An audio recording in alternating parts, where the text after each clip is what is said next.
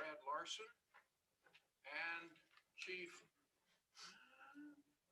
Burchett. Thank you. And they will be followed by a discussion about water rates.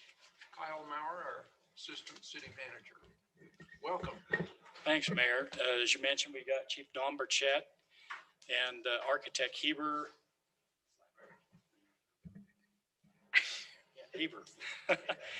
They're going to present some of the changes that you had talked about previously. So just switch it over to them. Okay. So I think he's going to hook up and show a couple pictures. But last time we presented, there was mostly concern about the concrete look That to front that facade. Front facade. So Uh-huh. we have brought a board with, and I'll let him kind of take this and show it. But Sure. Okay, so I can also just pass this around if I need to.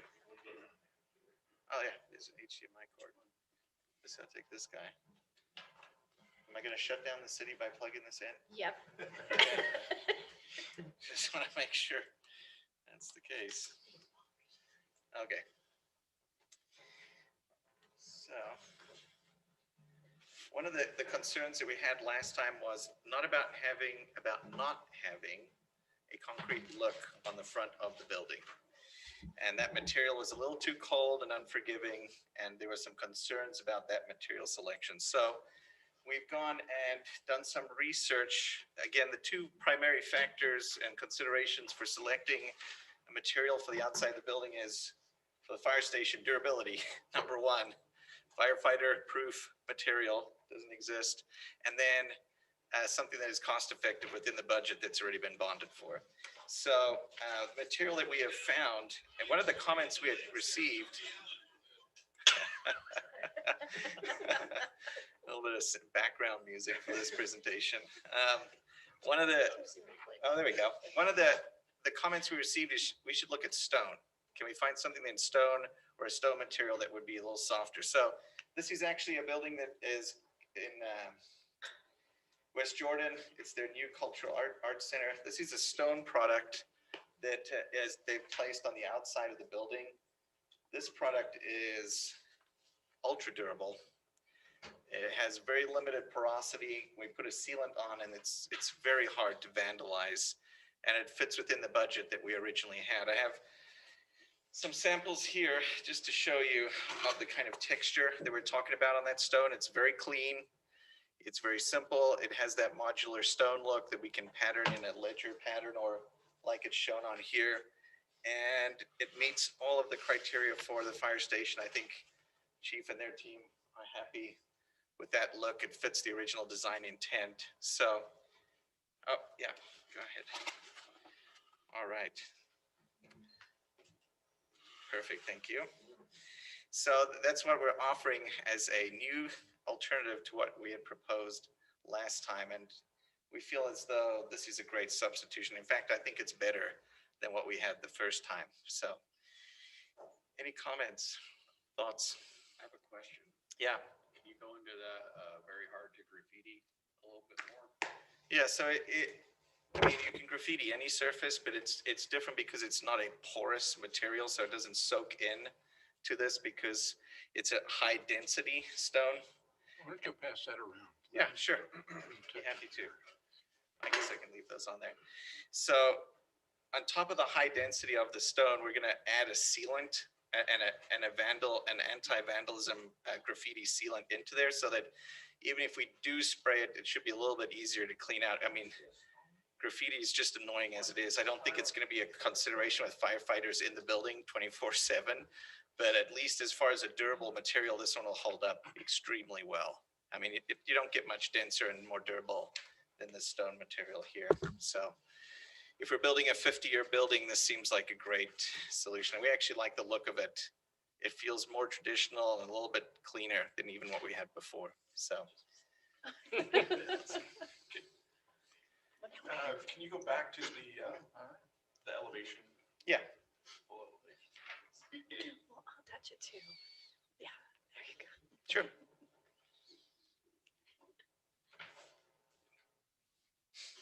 And I'm sorry if you said Great this job, Chief. and I missed that.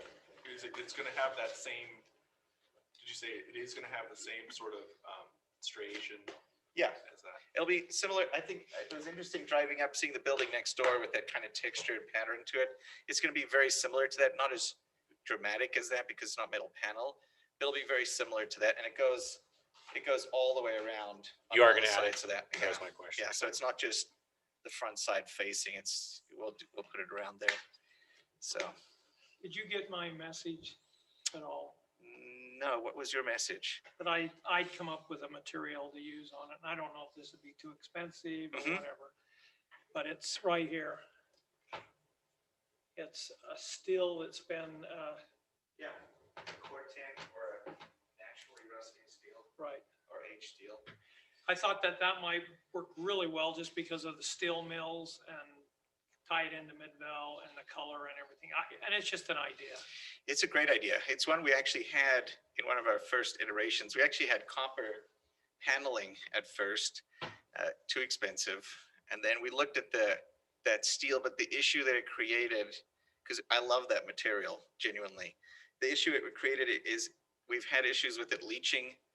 Once it rusts and the water runs down, it leaches and stains the concrete and the area around it.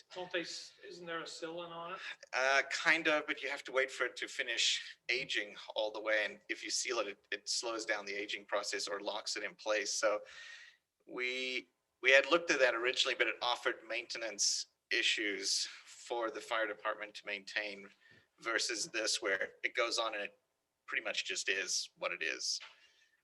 Unaltered over time. The only way it's coming off is if you break it off, because as you felt, it's ultra durable, high density stone. So great. I love that material. Yeah, I just thought the look I love and it. timing with the Midvale steel. I can't believe because we usually argue to try and get it onto projects. So And I didn't even think about it until I went to Moab and saw Yeah. this building with it. And I says, that's what the fire station needs. it's a cool material. It just has some extra maintenance. That's the biggest issue we have. Is the issue, what you're saying is that the issue for that steel ends, or it's until that time when you can seal it, so it's aged enough, which means that there's that deterioration during that time, but then once you seal it, then it's. I believe so. I can go check on the exact specifics of that. I just know there's issues with sealing it and that process of letting it, because usually you put it up before it's turned that nice red color and it's kind of a dark brown, gray color, and then slowly it's rusting as it leaches with the water over time, and then eventually you try and lock it in. But yeah, But you're looking about 10 years it takes a while. for that to happen. I Mhm. remember there was an art department with me in the University of Utah. He liked working in that. Mhm. It took a long time for takes it a to while. get where he wanted it. Sometimes, and depending on when you buy the steel, at first it just kind of looks like black or dark bronze metal, and everybody's like, why do we have a black metal building here? And so it just takes a while to rust, but once it rusts, it's beautiful if you can deal with it. Yeah. Like I said, I'm usually trying to convince people to use it because I love it. But I like the white stone. I'm good with it. It keeps the building, has good texture compared to everything else in light and hue and material. It's different. yeah. Thank you.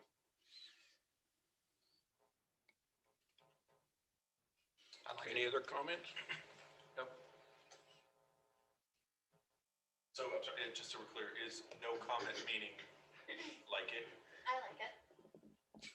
Sorry, I said I like it. I said no further comments, I said. Oh, Yeah, it's better than the prefab look of, you know. Yeah. I think that's 80s sort of a thing. great suggestion. Yeah. I like it. I like the steel better, but hey, With you on that one. I think overall, the look of the steel would look a lot better. Yeah. I'm good with it. I'm not. Great. All right. Okay, think you got it. That was our change. Thanks for taking the time to listen to our updates today. Thank you for bringing. Good audio, visual, textile demonstration.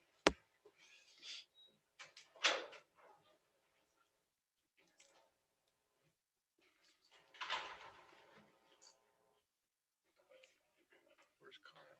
What are you gonna do, remote? There's Kyle. used to see.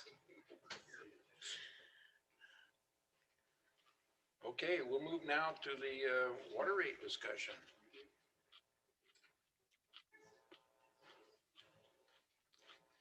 I have to keep you guys on your toes where I sit, so. Yeah. So tonight, I'm back to discuss our continuing water and sewer rate discussion. We've had a couple discussions so far. This one's, we'll do a brief overview of what we've discussed and then some new updates and go from there.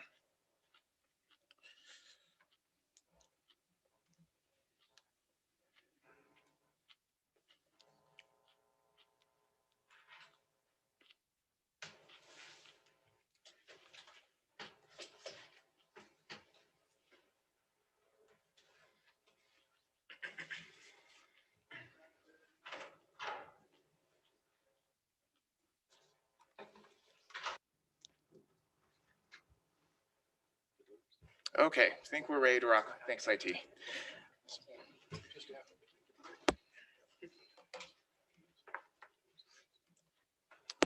Okay, so first I just want to give a brief overview of what we've already discussed. A lot of this we went over in the budget retreat and then when we had Louis Young come do a presentation, but I thought it'd be good just to refresh on some key assumptions and some things we've done as staff before we even started looking at some rate structures.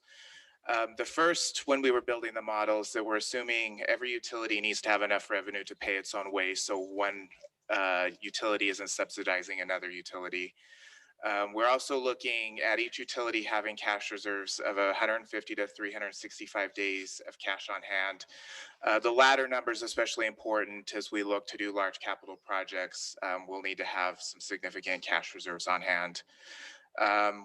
The assumption we also made is that we won't be doing strictly cash only for these projects. That just wouldn't be financially feasible. So we did build bonding into the model to make sure we'd be able to complete the projects. One of the things, the coverage ratios that the bonding agents look at, it's called debt service coverage ratio. And what that essentially means is it's the revenue we have available after taking out operating expenses. They want to make sure we have enough money to pay our debt service. And what they look at is to have enough for the debt service plus 25% or 1.25 times coverage is what you'll hear in the industry. We want to make sure it's something that is easy to implement, whatever rate structure is chosen. This study that we're having done is over a 5-year period. However, the consultant has actually projected out 10 years in expenses, but the rates we're only looking at a 5-year period. And as Louis Young had mentioned previously, we do have to review the rates every year just to make sure the assumptions that are built into the model are correct. And I did want to make it clear that we, in the model, have $3 million of bonding next year to start some of the projects. Some reason why we're looking at doing this rate study, one is we have low fund balances in our water and sewer funds, 49 days of working capital in the water fund, and then about 77 days in the sewer fund. As you all know, we had a water master plan completed and it identified $26 million in projects. And they also recommended $2.3 million a year in just annual pipe replacement of existing pipes within the system. I did want to also note that of that 26 million, 17 million is for water storage. We need a more stable water storage right now. Our debt coverage ratios right now are at the minimum level, so we're barely meeting the 1.25 debt service coverage minimum. And then in both funds, the revenue we are generating is enough to cover our operating expenses and our debt service, so it's not leaving money left over for, excuse me, our capital projects. So this next table is for the water and sewer fund. It shows over the next 5 years what our CIP is. So next year it's projected to be 2 million with 500,000 being pipe replacement. And as I had mentioned, the water rate study had recommended 2.3 million a year. The public works director and staff looked at that and thought, what could we accomplish to try to keep the water increases lower, since we knew a large 7,500% rate increase is not feasible at this time. So one thing we did was delay replacing some of the existing pipes. And then we also looked at a possible extension of our storage agreement that we currently have with Jordan Valley Water. That's projected to go to the board for discussion in July with a decision in August. So we don't know yet if they will agree to that or not. Jordan Valley staff seems receptive to extending our agreement. And we also do need to expand that storage capacity also, but we won't know until August. And I'll get to a timeline at the end. So as you can see, our CIP increases each year. At 2024, there's a few major projects that need to be done. Same with sewer. We'll go over sewer later, but this is the CIP that is built into the model. I did have some questions about possible grant programs. As you know, the American Rescue Plan Act has been released. We still don't know what our exact allotment is. We should know in a week or two. The estimates we've been given were 3.89 million, but as I said, that's an estimate. It hasn't been confirmed by the Treasury. We put $3 million of that into the water model, so that grant money is already into the model that we were going to allocate to the water. There's also a possible federal infrastructure package coming. No concrete details have been released on that. And with the interim session at the state legislature, they did pass a local assistant matching grant program. We're still waiting to hear information on that moving forward. So what as staff we would recommend, because we have a lot of these moving targets we don't have yet, is that if we do receive any additional grant money in addition to what we're receiving through ARPA or the American Rescue Plan Act, we would use that money to increase our existing pipe replacement program. As I had mentioned, we were programming 500,000 in next year, not the 2.3 million that the Water Master Plan had suggested. In addition, in next year's budget, the Public Works Director had recommended a sewer master plan update, and that could possibly lead to additional projects that need to be done.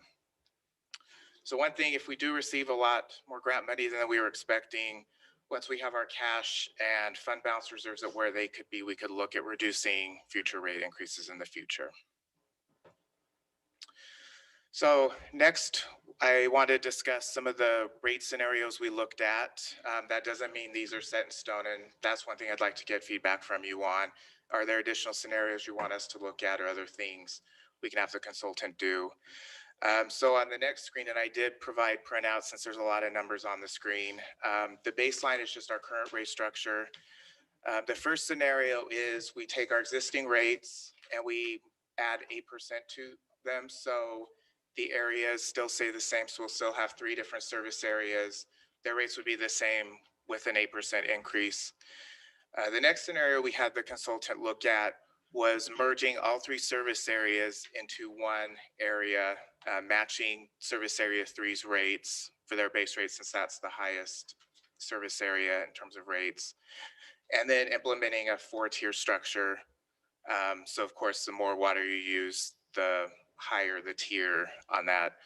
We also, due to some concerns we had heard, we had the consultant do a 3rd scenario, which is similar to scenario 2. So we would have one area rate for all of Midvale, but the tier allowances between each of the tiers be greater depending on meter size. So for example, if a business has a 1.5 or 2-inch meter, or even larger, they would get a larger allowance. And I've got a slide that will show how that would work.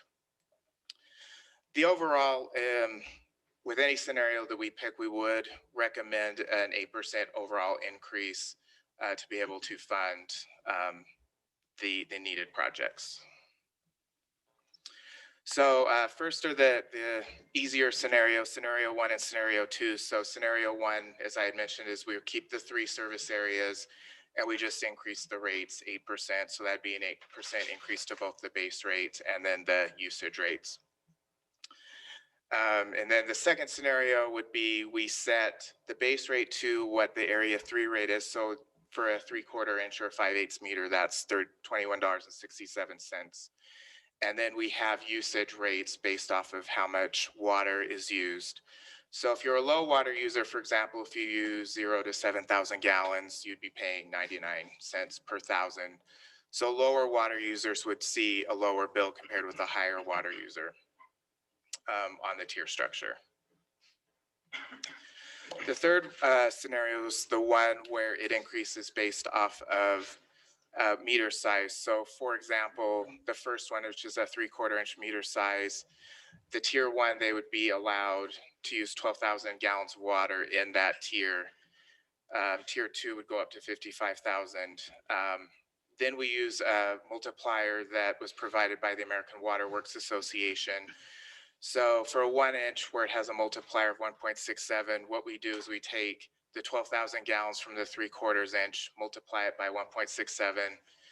That's where the 20,000 allowance comes from. And similar with the 1.5 where it has a multiplier of 3.33, we take the 12,000 gallons and multiply it by the 3.33. So that way, it hopefully will compensate a little bit for the larger water users, apartment complexes and so forth, that because they're using more water, because they have a larger meter, they're getting a larger usage allowance because of that. So the next one, and you may have seen this when Louis Chung did their scenario. So they had identified a low, a medium, a high, and a very high water user. So, so for each scenario, it shows by area how much that difference would be. So in area 1, which is, I don't like the term Old Midvale, but it's the traditional Midvale pre-annexation, pre-Jordan Bluffs, Bingham Junction. So under scenario 1, as we'd mentioned, that was just the straight across 8% increase. So that would be 8% increase. Scenario 2 is where we set the base rate to the area 3 rate. As you can see, a low water user would see a 6% increase. A medium water user, just based off the way the tiers are structured, would see a 1%. And then the higher water users would see larger increases due to that. And I just have to quickly move this. And then scenario 3, which is the one where the larger water users get larger allowances in each tier. As you can see, a low water user would see a 15% increase. A lot of that is due to having their base rate set to the area 3 base rate. And then in addition, each tier has a higher per 1,000 gallon charge. And then area 2, as you can see, has lower increases because the difference between an area 2 rate and an area 3 rate isn't as great as an area 1 to an area 3.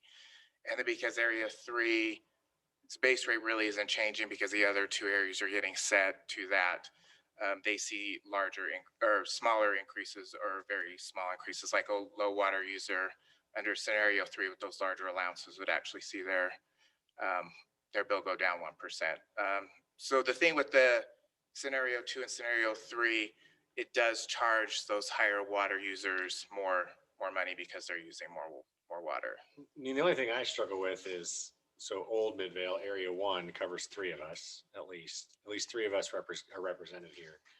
And only one scenario makes it sort of average for everyone, right? The other scenarios for area 2 and area 3, they actually pay less, right?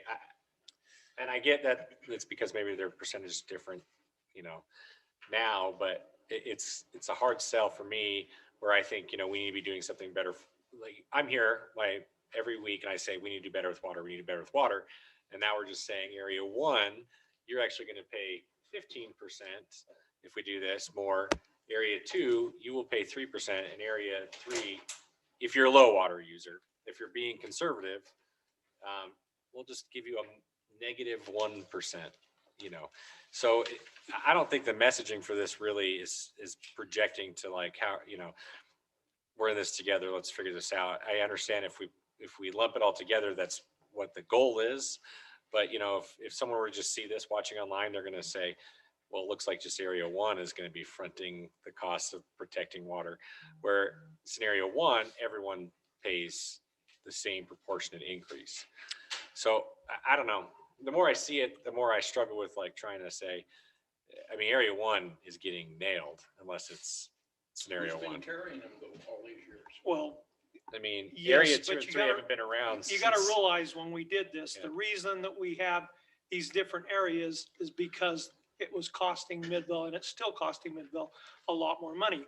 This new, all these developments that we're doing down in Jordan Bluffs and all of the, Riverwalk and all of those, we would not need all of the extra storage. We wouldn't need all of the stuff that came with this. And that's why when we originally did this, as we made different areas to make it equitable for the people that lived in Midvale before, not having to pay for all the new infrastructure because we don't have any fees down there to help with With this. the impact, right? So it's not other That- areas covering Midvale like you're suggesting. What happens is we have to pay for the cost I of mean, that's, adding, you have to realize that's the reason we did what we did. right? Okay, now the question is for us, do we want to keep doing it? Is it reasonable to do that, or do we want to equalize everything? I mean, that's the question right there. But that's why we're where we're at. Right. I do want to clarify just a couple of quick things, though. One is growth or no growth. A big portion of our storage goes away because potentially with this contract. And so a big portion of the 17 million of it is to build storage regardless of growth or no growth. And I know that's not your point. I just want to clarify that. And then because of the arrangements that we made in the past. And then the other is that some of the newer areas have unique problems with HDPE pipe and some things that make them maybe more expensive to fix. But it's in the pre-annexation Midvale is where we have a lot of our older system that will be receiving a significant amount. All areas will receive improvements, but I mean, there is a significant amount in that area that we are covering with these costs. So And I agree there are things, but I just given you history of what we did and why we did it. I get you. If you have 15,000 citizens like we did at one point versus what are 45 or whatever, once everything's all done, or 50, I mean, your storage tank's a lot smaller, right? So even if the storage tank goes away, you don't necessarily need the same level of storage tank, And buying the system from Sandy, I mean, which, yeah, we realized that was gonna cost us a lot of money up there. And I think at the time, we kind of realized that we were gonna have to do some work with it. And that's part of the reason where they were charged more too, is because we were paying more money for the water that we had to get from Sandy. So, I mean, those are just reasons why. I'm not saying that we don't need to change it. I'm just saying that that's why we are where we're at. So then we have to decide, How do do we we- want to change it or not? Well, and then just one other thing, not to take you off points, but as you talk about sort of like the proportional increase, the 8% to each of them, there had been the goal for a number of years of trying to bring the three areas together so that there was a unified rate. And so I'm just curious too about if you're leaning towards the side of saying, let's add 8% to those, is that still a goal of the council to try to have one rate structure across eventually, maybe not this year, but eventually?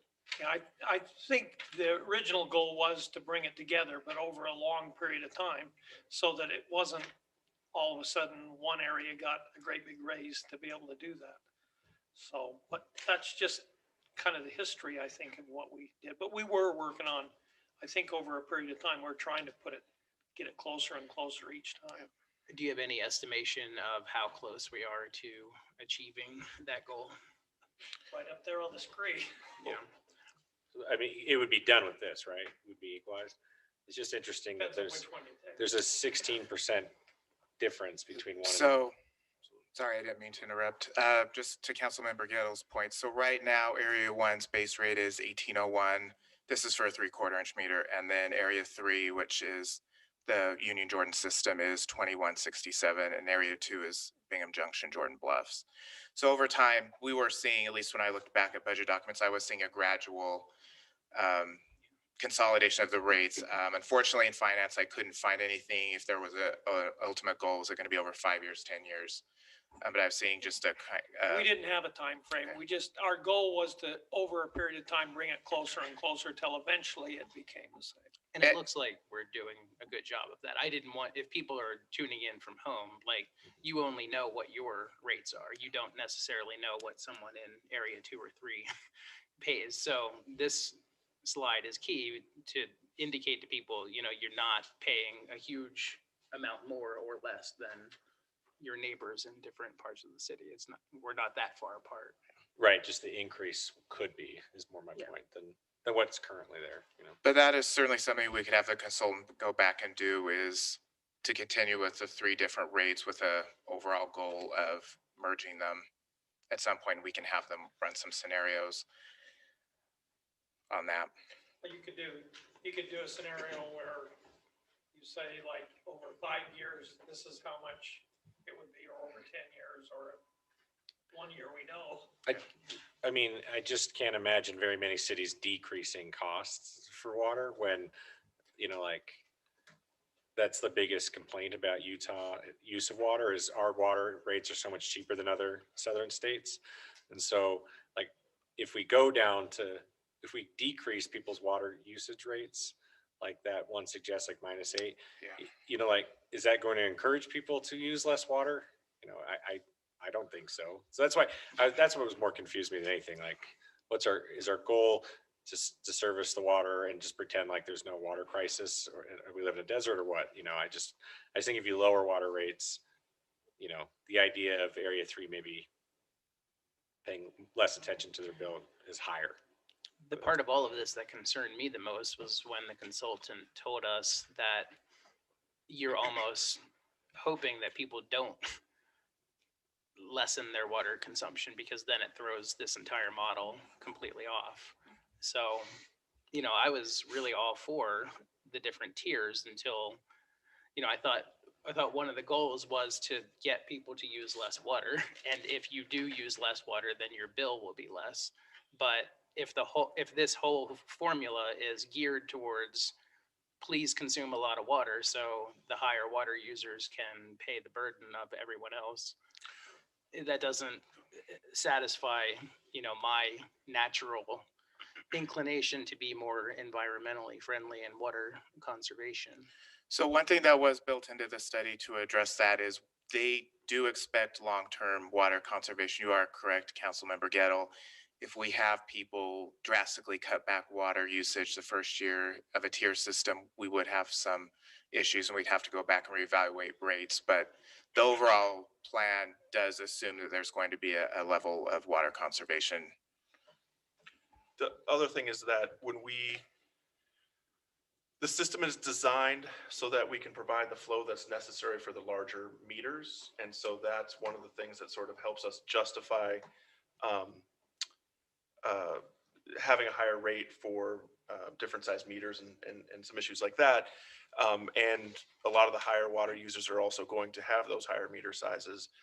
As one of our goals when we were starting this out was to say, is there a way for us to, recognizing that the system might be bigger than it would be if it was only servicing single family homes, is there a way for us to not as negatively impact some of the single family homes? And that's part of what gets us into these scenarios here where there's that decrease. It was just a choice on our part with some assumptions based on our conversations about where we wanted that water to go. This doesn't change the fact, though, that especially with the tier, in all these scenarios, but especially the tiered ones, still is a matter of if you use less water, you still pay less. And so that could be a driving factor. And we definitely have it where the very high water users under a couple of these scenarios will see a significant increase that would motivate them to change behavior, I assume. I just hope that wouldn't lead to a conversation 2 or 3 years from now and saying, wow, did people really reduce their water usage in Midvale? Now we're going to have to raise taxes considerably. Because I could see a large community like Parkview, they could easily get rid of a lot of their grass there and put more zero-scape landscaping projects in, and problem solved for them. And then we're back here again with the same issue. And as we look at all of the different variables that can be moved in order for us to try to, in the end, we're getting to the same $28 million number and all of that. And so we're looking at these different ways of trying, how do we cut that? But there's probably a formula here that affects water usage, doesn't affect water usage.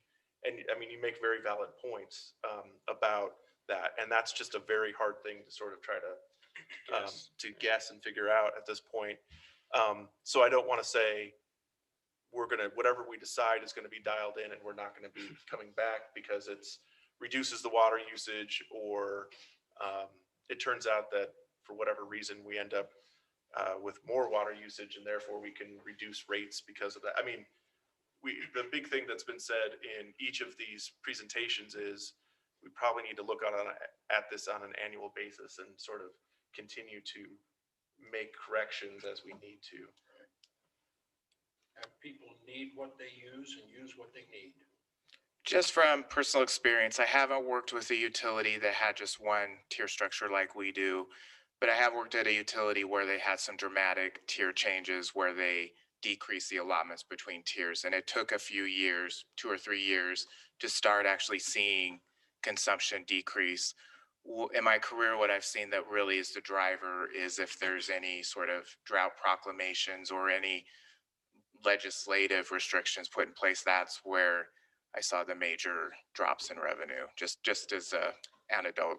I don't know if the tiered structure is for me anyways, mine is just, the numbers are so all over the board between areas that, scenario one, it looks like an easier discussion. Like scenario 3 going from 15% to, minus 1% is like, very drastic, from a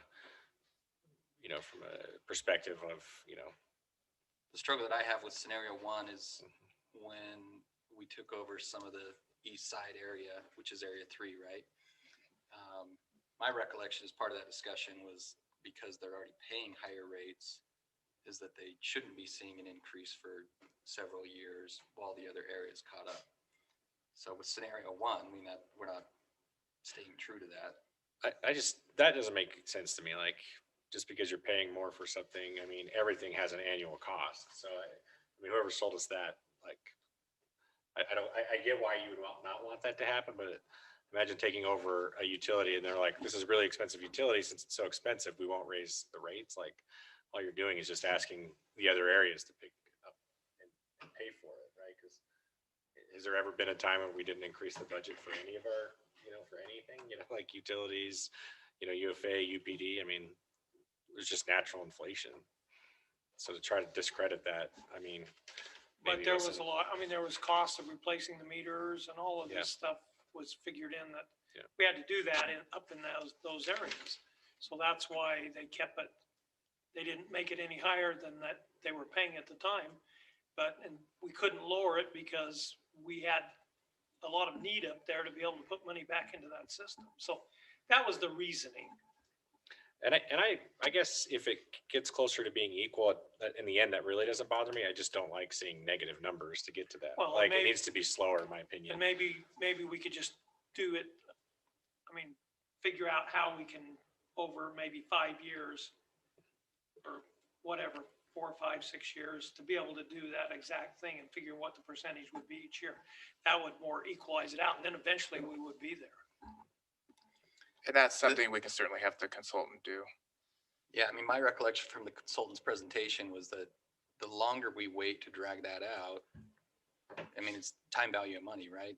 The more we can get now and it's compounding, the less we have to increase it over time. If we wait longer, then we're going to have more drastic increases later on, right? So overall, the model is built with an 8% increase. So even if we change some of these numbers, if we go back to the 3 areas having different rates, we will still need to get to that overall 8% number. It's just how we get there is the Each question. scenario gets us the same. Yeah. outcome. Yeah. Yeah, I don't mind moving towards an equalization. I just don't think it's a good idea to have negative on people's water bills in, a time of crisis. I just think it looks bad, but. And I left some questions at the end, but does the council want to stay with the 4-tier rate? Do they still want us to do scenarios based off the 4-tier structure, or? Didn't we narrow it down to like 2 scenarios that we were interested in? Right, Because the other 2 were not really options. we had the consultant do the third just based off of some concerns with the larger water users. So I won't spend too much time on this slide because I did email it out to the council earlier, but I did actually pull some utility billing accounts.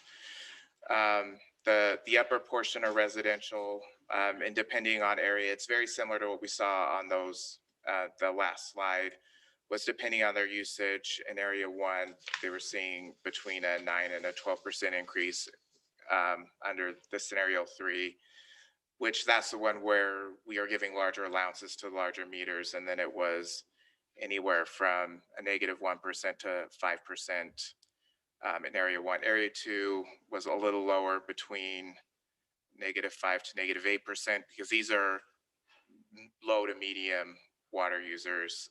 Under scenario 3, they would be anywhere from 0 to 5%.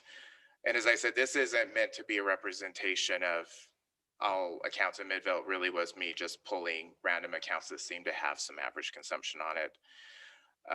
Below in the middle, I think is the one the council had some interest in, was how the apartment complexes were fair. These ones, as you can see, they range drastically, and a lot of it just depends on how their meter setup is. We have some apartment complexes that have 1 or 2 large meters, 6 or 8 inch meters that are servicing the entire apartment complex. We have other apartment complexes that have 1 meter per building. We have some that 1 meter might serve 2 or 3 buildings.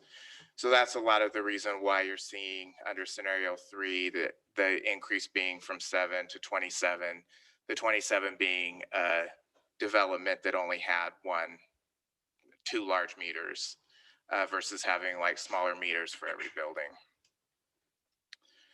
And then this commercial is a high water use commercial. So they, because of the tier structure, they're using more water, so they're paying more. So even under scenario 3, that would be a 37% increase.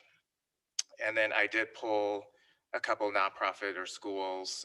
They're also typically large water users. So under scenario 2, that original tier structure would be a 23 to 25% increase. Under scenario 3 with those larger allowances, it's 15 and 17%. So to shift topics a little bit, and then we'll just do a wrap up at the end. Sewer rate increases are never straightforward, but sewer is fairly straightforward since we only have 1 rate structure with sewer. So currently in sewer, as I mentioned on that first slide, revenues are meeting our operating expenses and debt service, but there really isn't a lot of extra money for capital projects. Right now, currently we're budgeting minimal amounts for CIP outside of what South Valley Water requires for their capital projects. And just as a point of reference, what we pay South Valley Water for operating expenses is 1.1 million. Our total operating budget for the sewer is 2.3. So 48% of the revenue that comes in the door is going, or 48% of our operating expenses is going to South Valley. So we did have the consultant look at 2 scenarios. One is an initial 10% increase in the first year and then 8% increases for the next 4 years. Another alternative was a 9% increase each year. The reason we had asked the consultant to do the 10% increase is that would give the sewer fund some additional cash to build up their debt coverage ratio, so we would be able to bond in fiscal year 2023. And what got budgeted in the model was 2 million in bond proceeds in 2023 to address the 2023 through 2025 projects.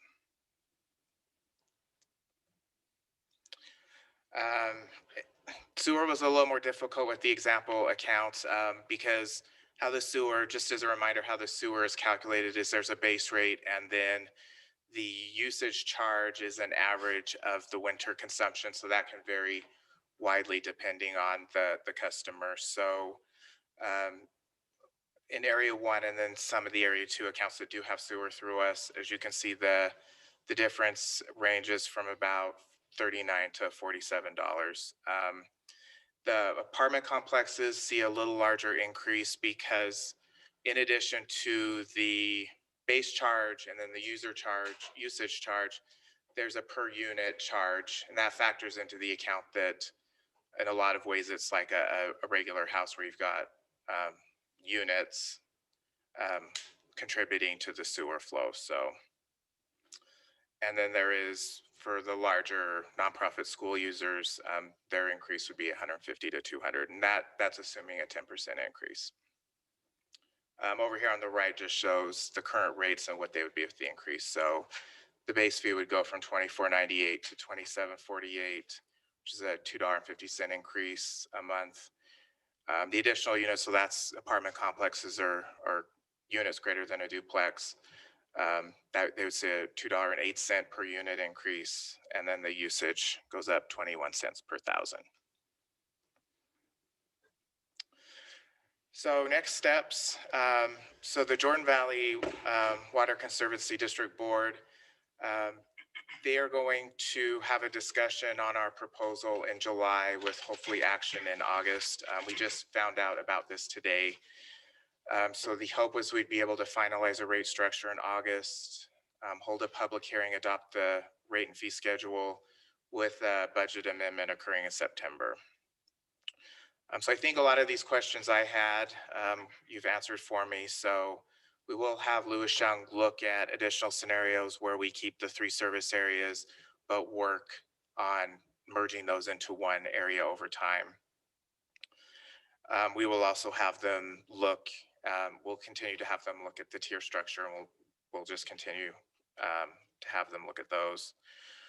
Is there any other additional information you need moving forward with our next discussion also? Ask you a question on this page. Yes. So I'm just looking at the numbers and help me understand why I'm reading this wrong. On the multifamily, the apartment complexes, looking at over on the right, the current versus scenario 3.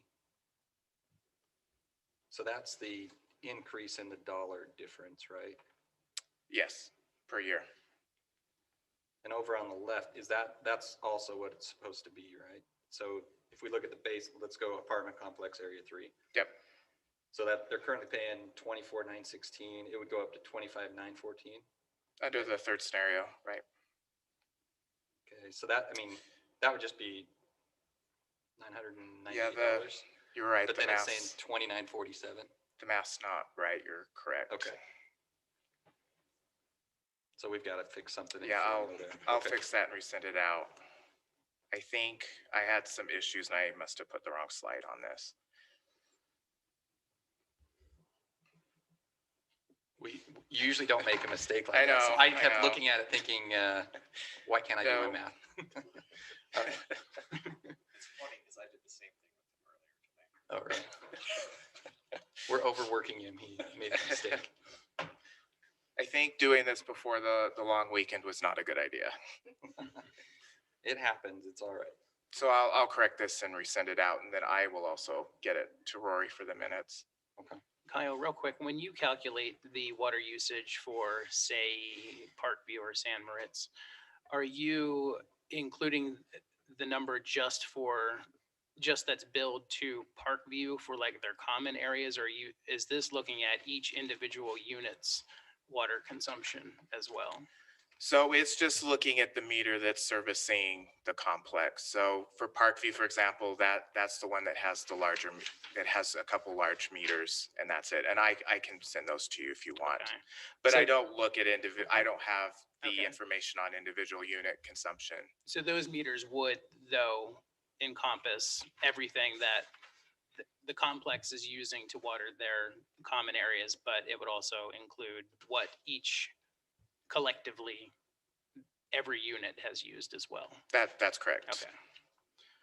The interesting thing about that to me is that it's not higher, especially when you consider what the car wash is using, whose only job is to use water all day long. I'm surprised our multifamilies aren't higher than they are on this spreadsheet. One recycles, the other doesn't. That's true. Any other comments or questions? Good presentation. Okay, great. Thank you. We still got 3 minutes approximately before it's 7 o'clock. So.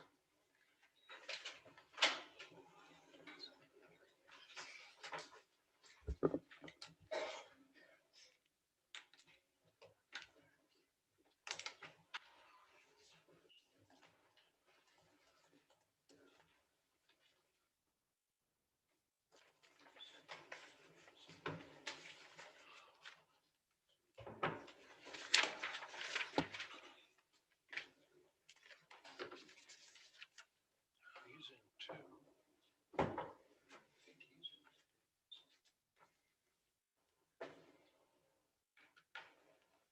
Three in area 3, I think. You're area 3, I'm area 3. Paul's area 3? Your water I think- came in. Are you area 3? I'm probably area 3, if you're It area. did, but it did come in, we came in with annexation, but I'm sure we were on Midvale water before that.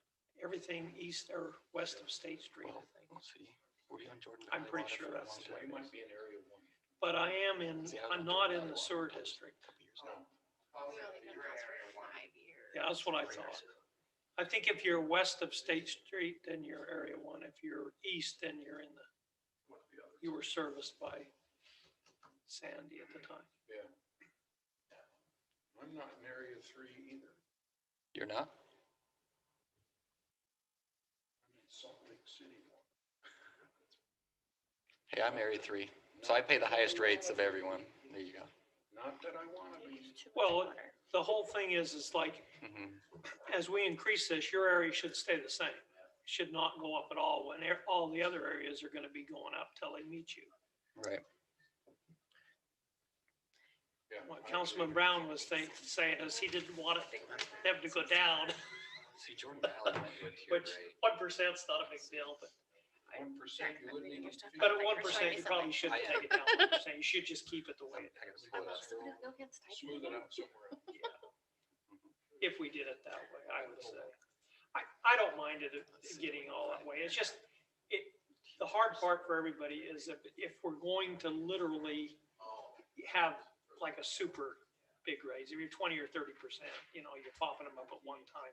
It's easier just to knock them instead of the See, there's 8%, Jordan make it Valley's. 10%, and then the next year 10, and the others stay the same or whatever. Yeah. Just so that So this is it's what we were easier. on before. It's like all these So what's the tax difference for you? increases, What do you property think? tax. Nobody wants they a just great brought big us one. over They'd and rather it's have the same a rate few as we were small paying. ones. Yeah. That's what we were, See, I fall that's under- what we were told over and over. I mean, obviously, we got a raise. We gotta get the money to take care of this. Yeah. So you're going back to what's been- that was- So it's just a matter of what seems the most easiest for our vessels. That's when you get rates. I understand. It was just the reason. Because the county sheriff's citizens were saying, well, we don't want to pay for all of this. It would have been fine. They send you yours. Yeah. Ladies and gentlemen, it's 7 o'clock and I call to order our Midvale City Council meeting. We've had a workshop up to this point that includes a discussion on our new fire station facade and appearance. And we've made a decision on a slightly different material. We also had a discussion on water rates in our city supplied water system. We've had an active discussion there, and we're going to see some further discussion as the data rolls out from our assistants, from our consultants. And we're grateful to have good spreadsheets that help us understand where things are going. So Rory, if you'd call the roll. Oh, wait a minute. I'm going to do the pledge of allegiance. Okay. Let's all stand and pledge allegiance to our flag.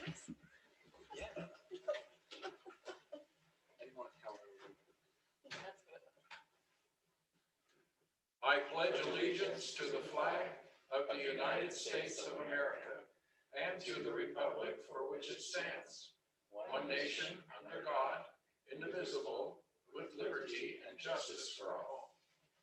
Thank you.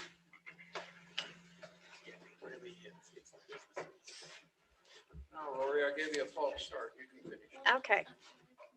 You got it. Councilmember Robinson. Here. Gettle, Here. Brown, Here. Sperry. Here. And Glover. Here. Thank you. All present. Next thing we want to do is invite Chief Thomas to come up and give us a report on past and future and present UPD efforts to keep ourselves safe. Thank you, Mayor and Council. Being the first of the month, I don't have a statistical report, and we'll get that out as soon as possible. I do want to mention a couple of high-profile incidents we've had here in our city, and the mayor got to mention a significant amount of drugs that were taken off the streets a week and a half ago. Started with the traffic stop with assistance of the DEA, and we took 10,000 oxy knockoff type pills that were straight from Mexico.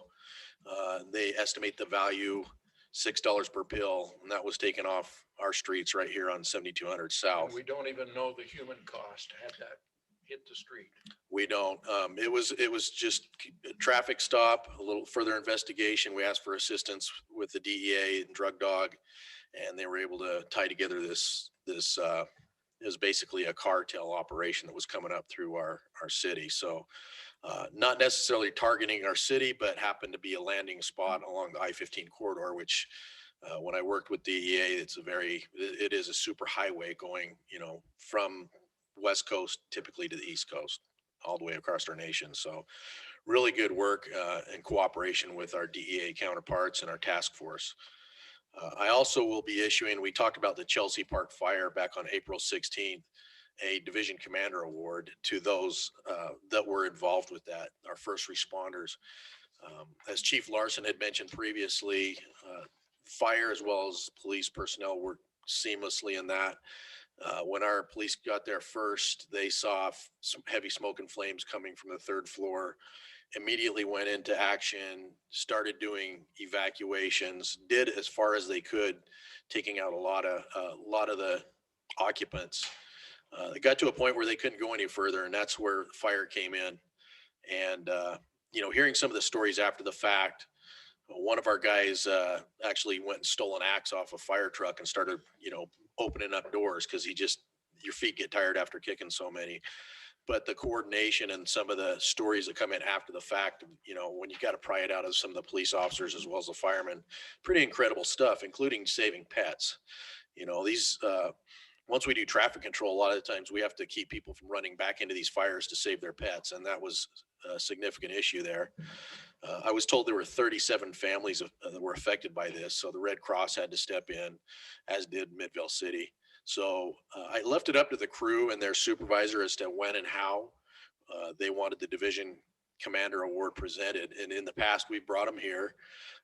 With the social distancing and the time, we chose not to do that. And they elected to do it at our next bid cycle. So when we do that, I will put out a personal invite to you all. And hopefully if you get a chance, you can swing by and we'll have a luncheon. And, it'll be a little less formal, but it'll be a fun time. We got a date for that, Chief? Not yet, but it'll probably be late August. Okay.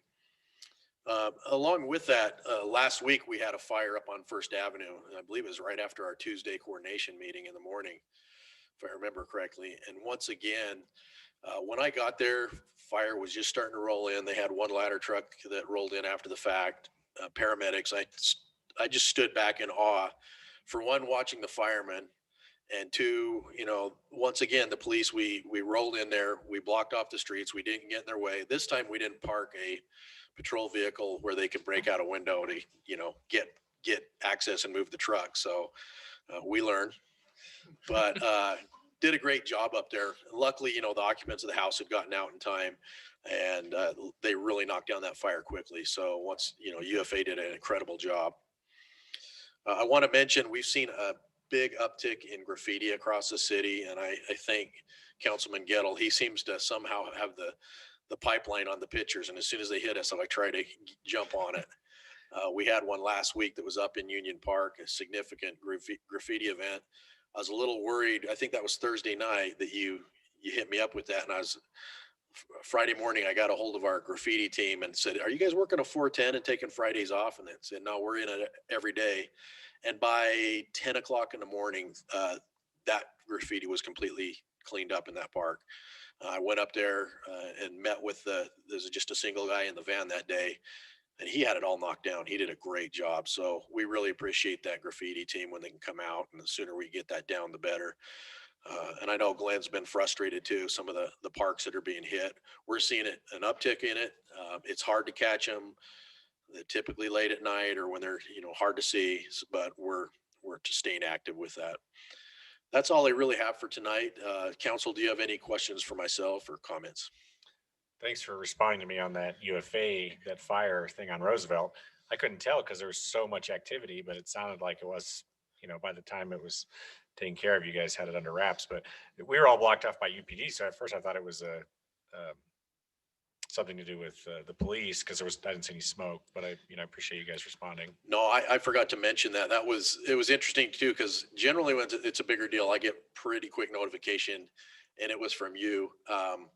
And I fired up the computer to look at the CAD screen, and as I mentioned, it said first and basement. It looked pretty bad on the CAD screen, and you said, "Well, I don't see anything," which it's not uncommon. They get the best information as quick as they can, and when I heard later, it sounded like a pretty nothing kind of deal. Like fire came and it was dealt with quite quickly. So yeah, I appreciate it. It was very clear you guys were all on it.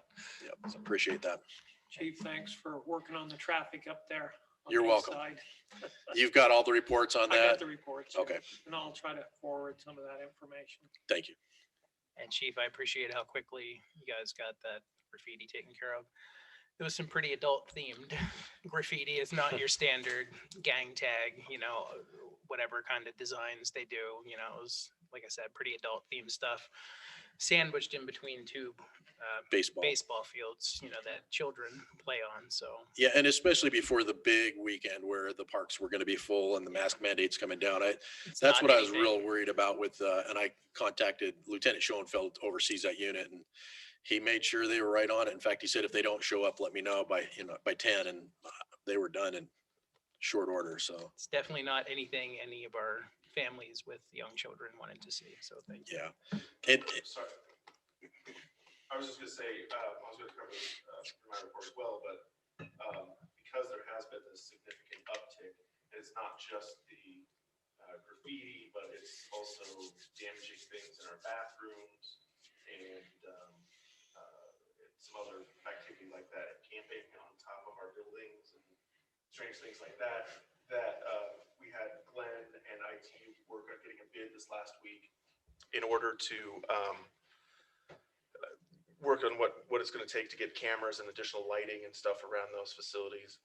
The other thing that we're looking at too is potentially needing for a period of time on nights where there's not an event, that we might need to start locking down the bathrooms a little bit earlier, because it seems like it's that 8, 9 o'clock sort of time frame is when people seem to do the silly is not the right word, stupidest things in damaging, that's even better. Expensive things in those bathrooms. And so we're trying to adjust in order to deal with that. We also think that vandalism might have had a little bit to do with breaking the piece to the splash pad. That is what prevented it from being operable. And I'm sure you guys maybe you saw on social media or whatnot that Glenn and his crew have worked really quickly to try to get the piece and get it all fixed. And so that'll be up and running tomorrow. But it was unfortunate that these activities are the things that are keeping that facility from operating. Sorry, Chief, for interrupting. No, absolutely. I was going to also mention in some of our previous meetings, and I think it was Glenn was questioning the tagging versus the gang graffiti. And I don't know if most of the council was here when we did a presentation on gang awareness. I think it's been about 3 years ago. And we talked about having Lieutenant Schoenfeld come to a workshop in the near future and just kind of answer the Q and A's of what's tagging, what's gang markings, and perhaps what kind of problems they face or challenges they face, not only here in Midvale, but valley-wide. So we look forward to that in the future. Chief, where was the narcotics traffic stop if you're? It was at one of the hotels right just down on 7200 and That's what I wanted to hear. Kind of. Right. Thanks. all right. Thank you, council. Thank you, Chief. We are now open to public comments. If there's anyone in the audience that would like to make comments, we'll give you 3 minutes to come to the microphone, state your name and your comments. We appreciate that. Seeing none, I'm going to ask Laura Magnus, do you have anybody online, Laura, that desires to speak to the council? No, Mayor, we don't have any public comments at this time. Thank you. And we'll move on to our next item on the agenda and hear from our council members, beginning with Quinnsberry. I don't have anything this evening, Mayor. Okay, Councilmember Brian Brown, I don't have anything this evening. Councilmember Heidi Robinson. I actually just wanted to say one quick thing, that we are in the process of getting harvest days ready to go and planned. So anybody looking for information can go to www.midvaleharvestdays.com, including prospective vendors. That's all I have. Thanks, Mayor. Great, we're looking forward to that, Heidi. Really. Really, you're right. Councilmember Paul Glover. Nothing this evening. Okay, and Dustin Gettle. Oh, feel like I should say I don't have anything, but I'll just say real quick again. It's interesting, we always hear how the fire department works and how the police department works, and it seems like a lot of times there's a lot of celebratoriness with the fire department and not so much in the police department sometimes. But it's interesting that Chief mentioned, their involvement with UFA on our last two, kind of big fire issues here in the city. So just wanted to say we appreciate both of our the fire and police services here in the city. Other thing I just wanted to mention real quick, viruses are still out there. So I was down for 4 days last week with something or the other. So just, be mindful of that as well as we take our masks off and get closer to each other. That's it. Thanks, Thank Mayor. you. Mayor Hale has very little to report also. I just want also, along with Councilmember Gettle, to compliment our police and fire on the quick work. I frequently see things in the shops at Fort Union. I report them, and before I come home, it's gone. And so I appreciate that very much. We'll move now to our city manager report. Great, thank you, Mayor. I have just a few things. Just one more item on the vandalism. I know Glenn covered this, I think, at our last meeting, but just as a reminder, if you see, are utilizing our facilities and you see something that has been vandalized or broken, and especially on the weekends or whatever, we have our after hours number at 801. This is for the ones of people that are listening tonight. And then just as a reminder to you guys, the 801-567-7235 is the number to call if you see something like that.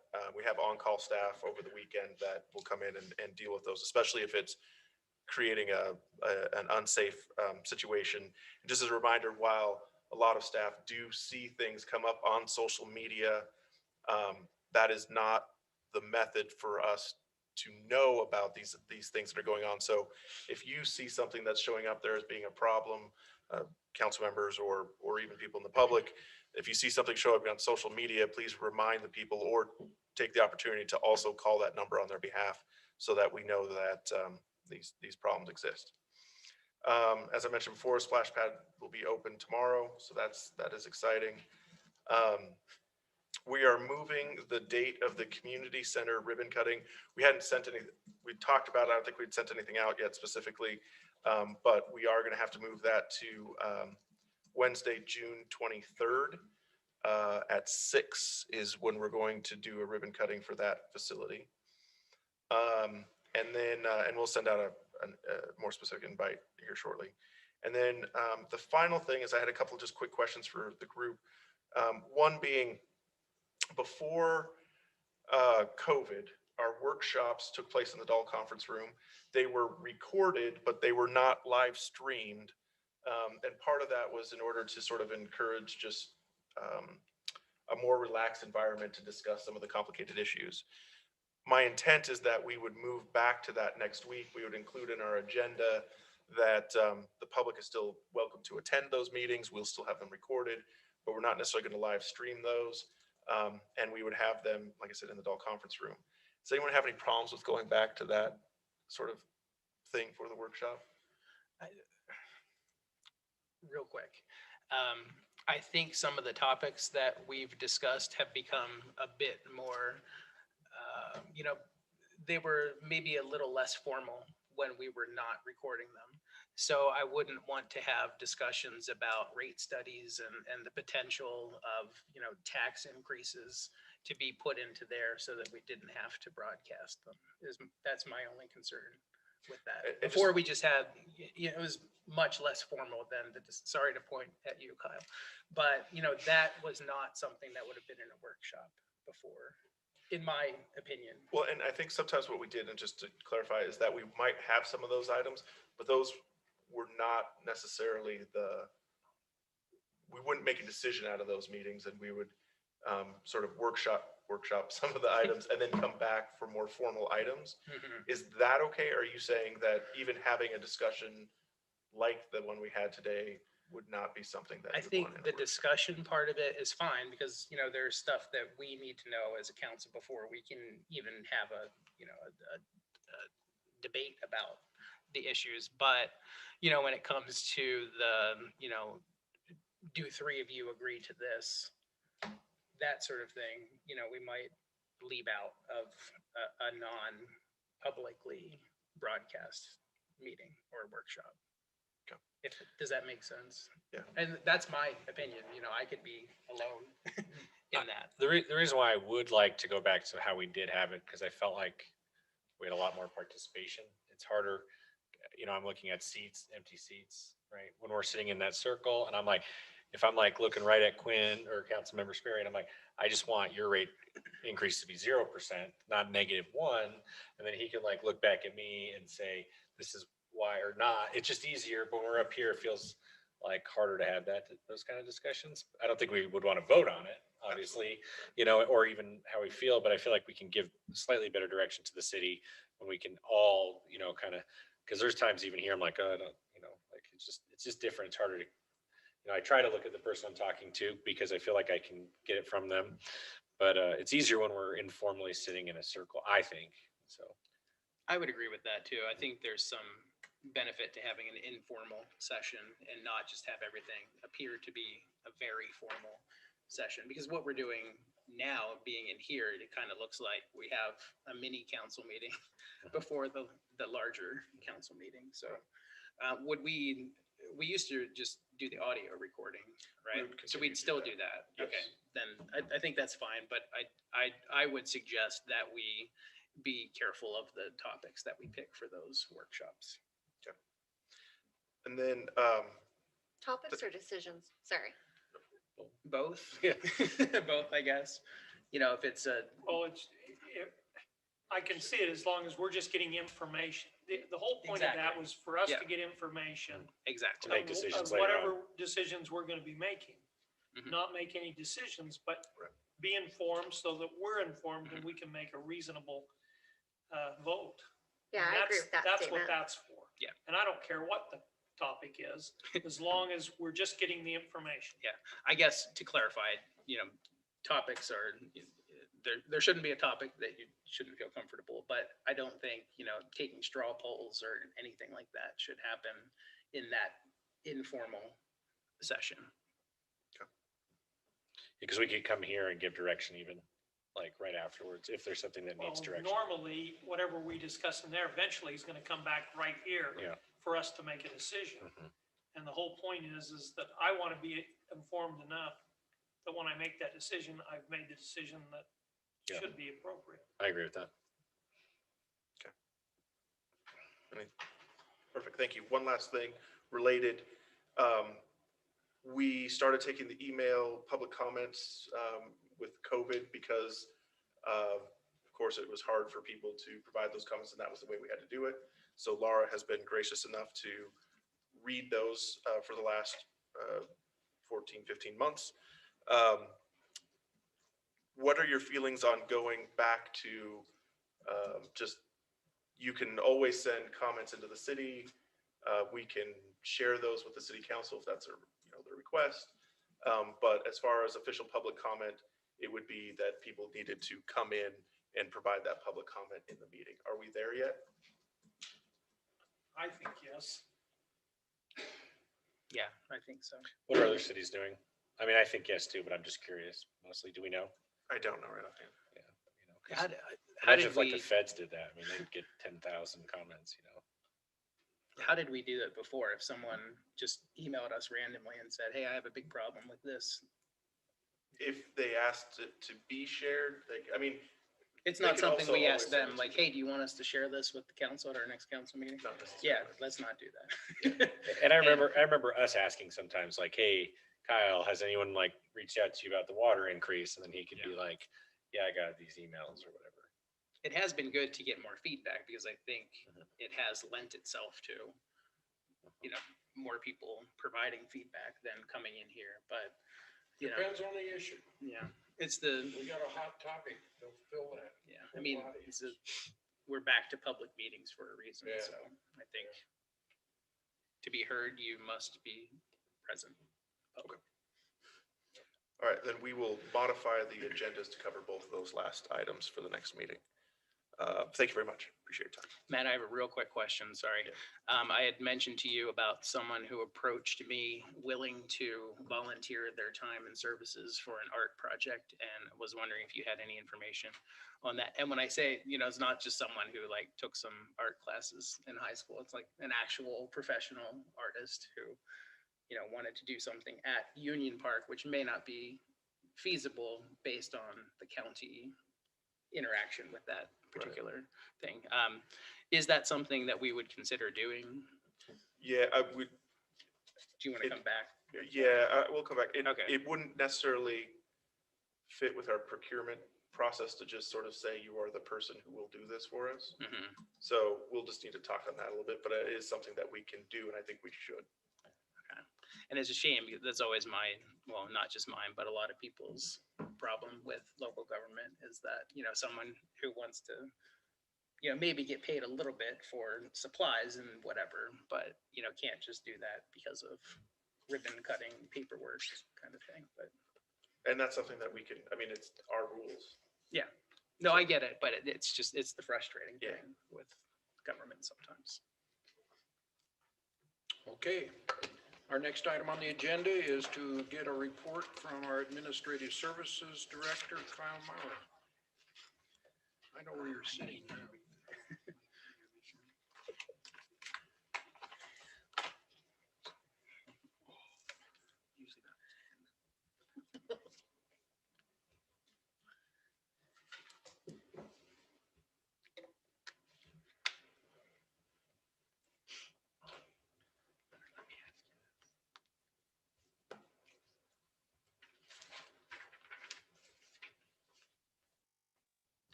Okay, thank you. I'll do a brief report tonight on administrative services. So in the Justice Court, they have seen an increase in case filings from last April, and that was really our first month. We saw a drop due to COVID. We did hire a part-time judicial assistant, and he's working out great and is really helping out the court in their caseloads. One thing of note is the mask mandate has been lifted in the court system. However, they are still at the red phase, so a lot of the same restrictions are still in place, but the mask mandate has been lifted. In information technology and finance, our IT director did a great security training at the all-employee meeting. I heard many positive comments about how great it was. One question, he unfortunately isn't here tonight, but he did have a question for you as the council. He noticed there's been some straining seeing the TV monitors with presentations. We do have an option where we could put TV monitors on the dais. A couple of you would share a monitor each. They would be a little bit above the dais, but not by much. One of the drawbacks is it would take away your space on the dais, but it would be easier possibly to see some of the smaller presentations. Is that something you would be interested in, or are you okay with the way things are set up? I'm more concerned about the issues people have hearing us since we've upgraded our audio system, and it sounds like people are having more difficulty now hearing us than before. Like we have these little notices at the dais telling us to speak up, which were not there before. So is that something that we can look into? So, and that's something we can certainly discuss. So we do have top of the line mics. There aren't any better mics on the market. Another option that the IT department did purchase when we switched the system out is they do have mic packs if you would prefer to wear a mic pack, and then you wouldn't have to worry about your proximity to the microphone. One thing with that is everyone would have to wear the mic packs, or no one would have to wear mic packs. There isn't a way to manually turn off individual microphones. And I'm absolutely not wearing a mic pack. Okay. I will leave that on. and Councilmember Brown on that one. to the So do rest you of know, the is it just that, No, thank you. I don't know, I thought that we had upgraded and it wouldn't be a problem anymore. And I don't think that any of us are doing anything differently. I'm just as close to the mic as I've ever been. And they did do some tweaks a couple weeks ago. They did have TV specialists come back out and adjust the mic volume, but they do have it as high as it can go before it starts reverbing like it did the one night. IT tried to crank it up, and we all got the reverb back. So I can certainly talk with the IT director, but at least the last time I spoke with him about it, the mics were as good as they're going to get, and there wasn't another option that was better, at least in his opinion. My last thought about that was it seemed to be people who were dialing into our meeting via Zoom who were having difficulty hearing. When I've listened to this meeting, later, it sounds perfectly fine to me on the YouTube. So I'm wondering if that's the problem, Zoom, rather than how loud we're speaking into the microphones. And it shouldn't be. I can certainly discuss that with the IT director, because what's going out on the stream is the exact same as what ends up on the recording, but I'll just talk to him about it at my next meeting with him, Okay. just to make sure there's anything we can do on the Zoom side. All of that to say, no, I don't think we need TVs. Okay, Guys. that is an option if you decide later on that it might be beneficial. Is there anyone else? Is there anyone that, I feel like I'm lined up with this one good, but I do feel like if I sat on the edges, it would be harder. I mean, I can't see this one, but I can see that one the way it is now. We haven't had any complaints. I think it was just the IT department trying to be proactive. well, there is times we all do go like, what is that? Well, especially when we cram as much information as possible on a slide, I think as presenters, we can also help with that too. I don't know, it might be easier just to send us the slides in the packet here. Okay, and a lot of times we do try, I'll just speak on behalf of staff. If we have I had a lot of presentations tonight, so I didn't have all my slides done in time for the packet, but that's something certainly as staff we can That work would be the towards. easier way probably to do it. That From here, I definitely be the can't- ideal. I cannot read that because I'm. Your angle you're coming in The at. angle just doesn't work. And when you come up on public hearings and stuff, that information, if it's not in the packet, we can't see it either place. It's so small. But yeah, that's last time I asked, I think Jason, to make sure he includes, at least the plans and stuff throughout the entire process, which I think that's usually what I'm looking is I want to see the drawings and renderings, and if it's here, it'd be better. Okay, We can certainly work on that as staff to include, make sure those are in the packet. Over on the finance side, as you know, in the workshop, we've been working on the utility rate study and working on scenarios and working with our consultant on that. We're getting closer to selecting a new bill pay provider. When I get closer, I'll certainly give you as the council more instruction on that or more information on that. We are working on utility billing on the third year of the meter change out. So hopefully we can eliminate the remainder of those estimated reads, and pending budget approval, that would start in July. Our procurement and contract specialist did give her notice last week, and so we had a short leave with her, so she actually left last Wednesday. And then the administrative services director recruitment does end this Thursday, so we are looking to fill that position in addition to the procurement and contract specialist. Moving on to utility billing. So here's the dashboard for the month. So the one of most importance is the upper right. As I had mentioned, probably about a month ago in cycle 2, so those are the accounts that are east of State Street, we only had 6 estimated reads, and 3 of those were Hillcrest High with the construction. We've been needing to coordinate with Canyons on where they have put those meters and which meters are still in service and which aren't. And one's located in a business that we are still working with the business owner to get in and see what the issue with the meter is. So really we were down to two estimated reads. And then even in cycle 1, where we've had the majority of our estimated read issues, we were able to drop the number of estimated reads from 258 to 237. So great job to our meter tech and all of utility billing on making that a priority to get those estimates down. As you can see, we did bill a few more accounts, so 8141 in March and then 8156 in April. Revenue was essentially flat from the prior year. And then the majority of the reasons why we're having to estimate is once again due to those meters that are known to have failed and are included in year 3 of the change out. So excited to get that third year done in July. And with that, is there any questions or comments? Thank you. Thank you. Kyle, that was a good report. We'll now move to 2 public hearings. The first is to receive public comments regarding the Midvale City Fiscal 22 final budget beginning on July 1 of this year and ending June 30. Let's see. July 1, that's supposed to be 2021, I think, on the agenda. And ending June 30, 2022.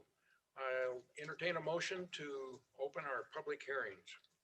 Mayor, I move that we move into a public hearing. Second. We have a motion and a second to begin the public hearing. Any comments or questions on the motion? Hearing none. All in favor, say aye. Aye. Yes. Any opposed? Okay, we are in a public hearing on our fiscal 22 final budget. Kyle? Gosh, you're wearing out the carpet.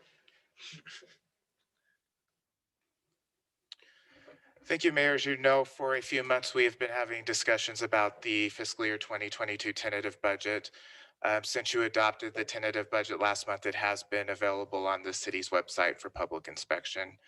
So I don't have an official presentation or anything because the budget has been out there for public inspection. This is a public hearing. I'd like to open up the microphone to anyone in the audience that would like to comment on our fiscal 22 budget. Come forward and state your name. Seeing none, I'll ask Laura Magnus, our PIO, if you have received any public comments through the media. No, Mayor, no public comments. Okay. Council, do you have any questions you might have for Kyle on our final budget for fiscal 22?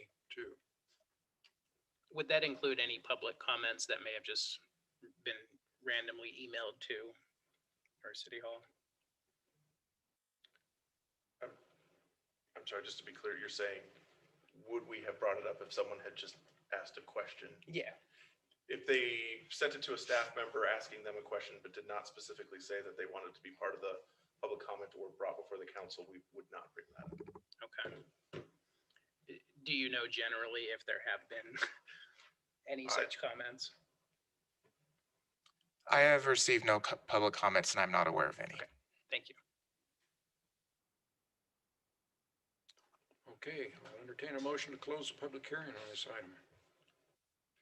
Mayor, I motion we close the public hearing. Second? We have a motion and a second to close this public hearing. Any questions or comments on the motion? Hearing none. Rory, would you ask the question? By the way, it's good to have you here. Oh, thank you. It's good to be here. We don't need a roll call on this one, Mayor. This is just a voice. So you can just ask for the question. Or ask for the vote. We don't need a roll call. We don't need a roll call? No. Okay, all in favor of the motion? Say aye. Aye. Yes. Yes. Aye. Any opposed? Okay, now, we've already had the public hearing. Do we need a vote on that? Not tonight. We don't. Okay, then we're going to move to item B, to consider vacating a right-of-way of city-owned property located at North Union Avenue. And as I understand it, that's on the corner of 900 East and North Union Avenue. That's right, sir. That's about the closest address we could get for that. It's an unaddressed parcel along about 875 East North Union. This is Jason, senior planner. This is a vacation request by. Jason, Just just a a minute. minute. We need to open this public hearing. Move that we go into a public hearing. Second. We got a motion and a second to go into public hearing on this item. All in favor, say aye. Aye. Aye. Any opposed? Sorry. Okay. You're welcome. All right, continue. Okay, thanks, Mayor. This is for the Raising Cane site plan. It's approximately 875 East North Union. It's an unaddressed small parcel of right-of-way, and the applicant is Raising Cane's Miss Foster. And there have been no public comments to me as of this brief. Here's the vicinity map of that small area. It's along North Union, and this vacation will better align with other rights of way or other Midvale rights of way in the area and throughout the city. We will vacate about 1 foot behind the sidewalk, 2 Raising Canes. This was recommended approval by Planning Commission on January 13th. And the reason it's taken a little while to get to you is because we did a lot of research to find out the ownership of this particular area. And it was in the county before it was annexed, and the county doesn't have any records of it. And so it is part of our city surplus. All the title searches couldn't come up with how this got into the right-of-way. But this has been sent to all the other city departments, and there's no issues. There's no potential impacts to the city if this was vacated. Public Works has assured me that there are no underground utilities by which we need to retain some kind of easement on this parcel. And then eventually this small parcel, the legal description, will be added to the other 4 parcels at this location, and then they'll all be consolidated into one parcel, a little bit of a boundary line adjustment so that Raising Cane's has kind of a nice square parcel with which they generally develop their franchise structures. So here's the area, about 2,000 square feet. Again, I've had a talk with Public Works. They see no issue with this. I've talked to legal. We've drawn up an ordinance, very short ordinance vacating this.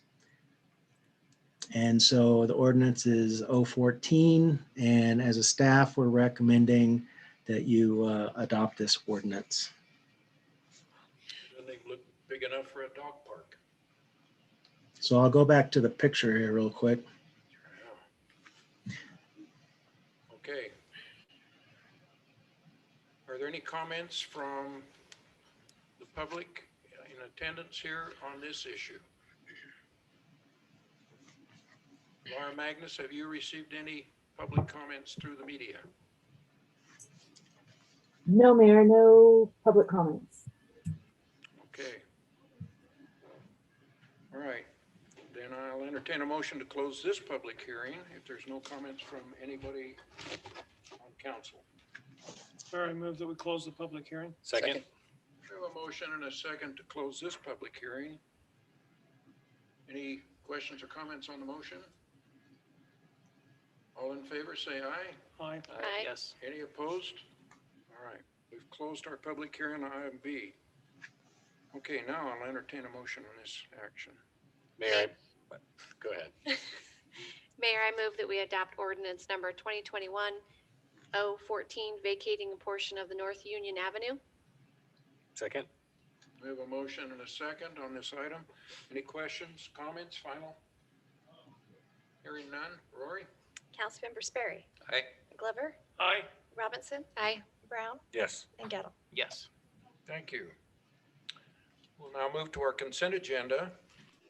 There are 5 items: to consider the minutes of May 18th council meeting, to consider a 10-unit final condo plat for Phase 1C at Jordan Heights at View 78 project located at 8373 South Iris Lumi Lane, to consider a 10-unit final condo plat for Phase 1D at the Jordan Heights at View 78 project located at 8358 South Sky Mirror Lane, to set a date and a time being June 15th, 2021 at 7 p.m. for a public hearing to consider proposed fiscal 21 budget amendments to the general fund and other funds as necessary. And final is to consider resolution number 2021-R19 approving the committee and board assignments for calendar year 2021. Do you mean fiscal year 2021? Mayor, I move that we approve the consent agenda. Second. Second? Okay, we have a motion and a second to approve the consent agenda. Any questions or comments? Rory? Yes, Councilmember Glover, Aye. Robinson, Aye. Brown, Yes. Gettle, Yes. and Sperry. Aye. Thank you. We have one final discussion item on our agenda to discuss the proposed fiscal 2021 budget amendments to the general fund and other funds as necessary. There's always a tweaking at the end, isn't there, Kyle? I have to keep you on your toes, Mayor. I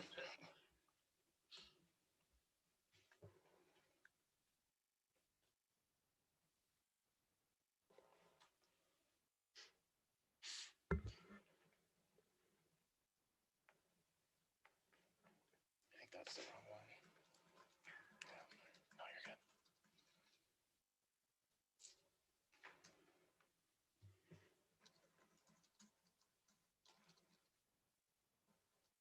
Okay, thank you. So I did include the detailed budget amendments in the packet, but I thought it might be easier to break it down into categories of adjustments for the,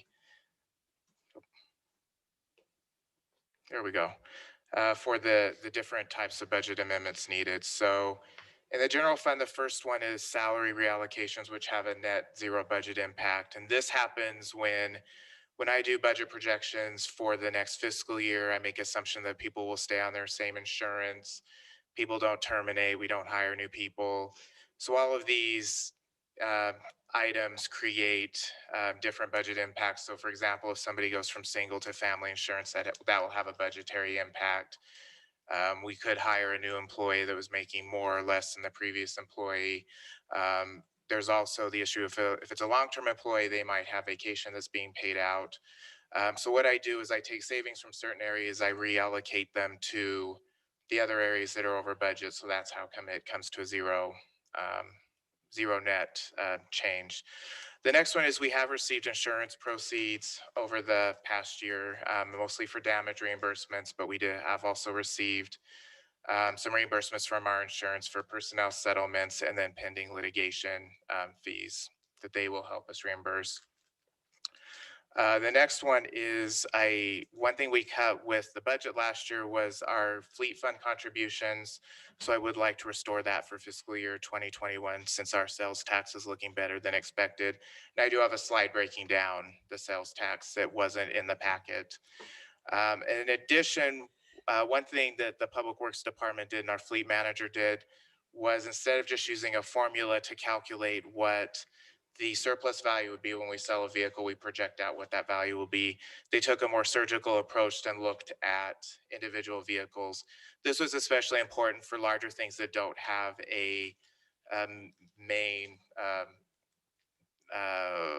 sales process, such as like a dump truck or some of those larger vehicles. Doing that instead of using just a straight formula like we do with our pickup trucks did show that we have some deficits in some departments. And then there's a few miscellaneous adjustments for about 205,000 I'm going to go through next. The first one is one thing we didn't fund in the budget was next year's harvest days. So this would restore harvest days this year. Another thing is when we did our last budget amendment, we were still finalizing our CARES Act purchases. So we did spend about 47,000 more than we had in the initial budget with the budget opening too. As the city manager had mentioned, we have seen a rise in vandalism at our restrooms at our city parks. So this would be to fund some improvements there. This number, we are still refining. We're still waiting for quotes to come back to come to a final number. So this was really just an estimate on my part of what we might need to spend. So that number will probably change before you would adopt the final budget amendments for the year.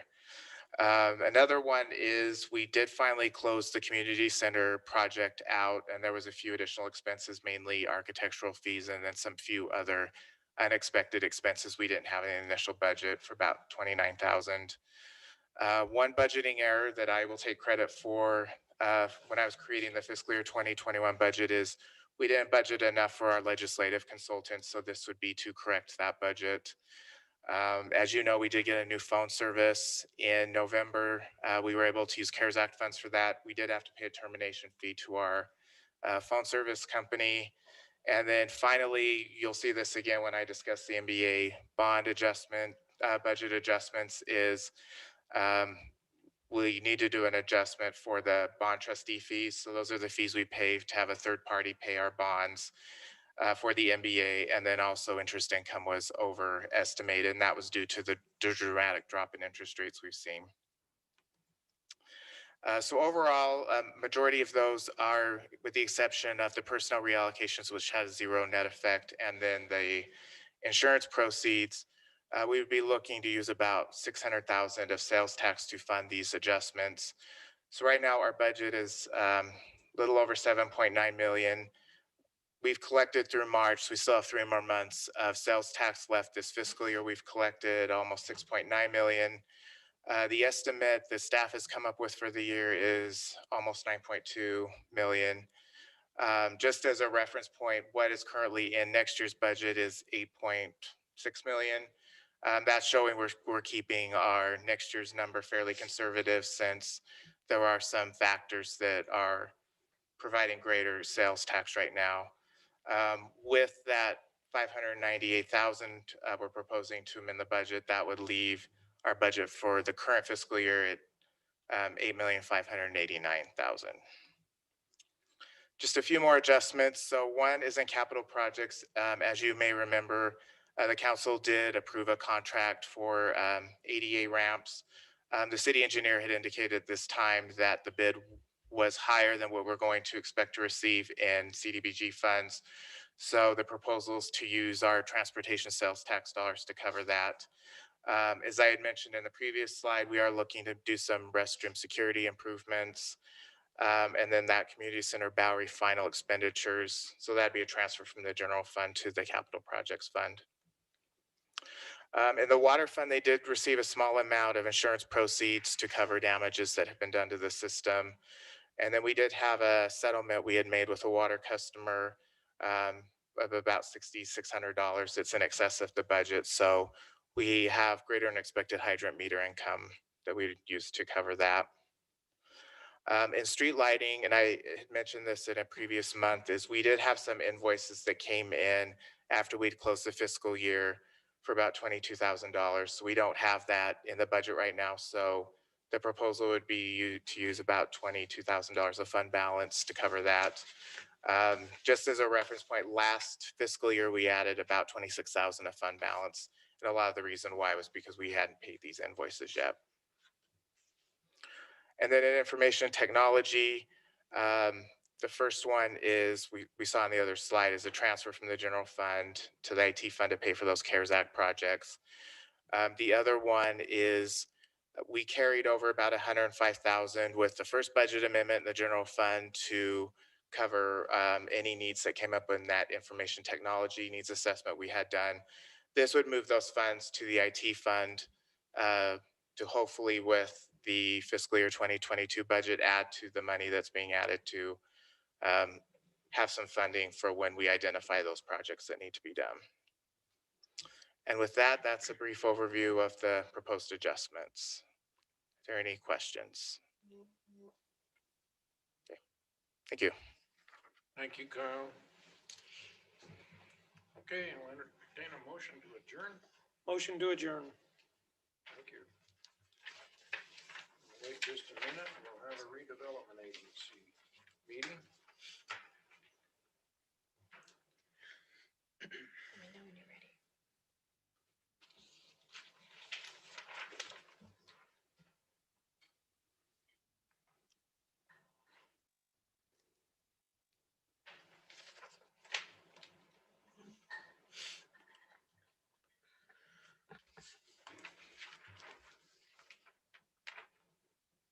Mayor, I will point out that it's still light outside.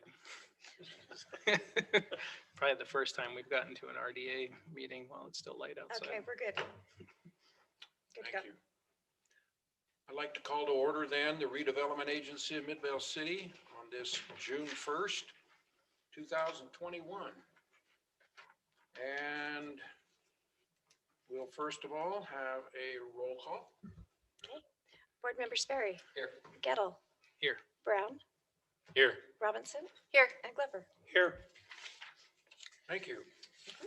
The next item on the agenda is public comments. If there's anyone that would like to make any public comments in the audience, please come forward to the microphone, state your name.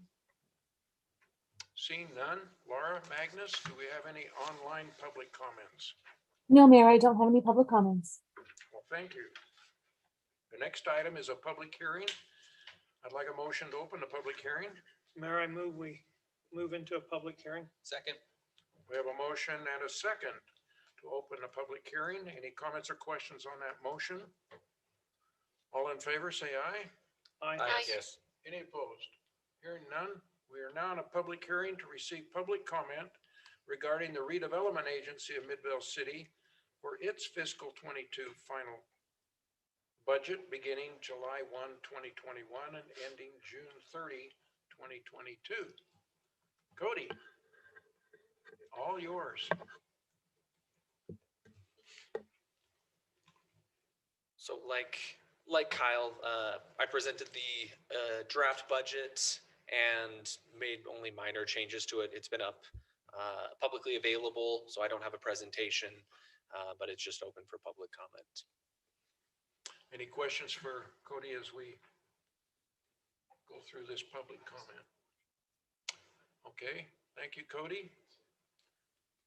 Anyone in the audience like to make comments to the redevelopment agency fiscal 22 final budget?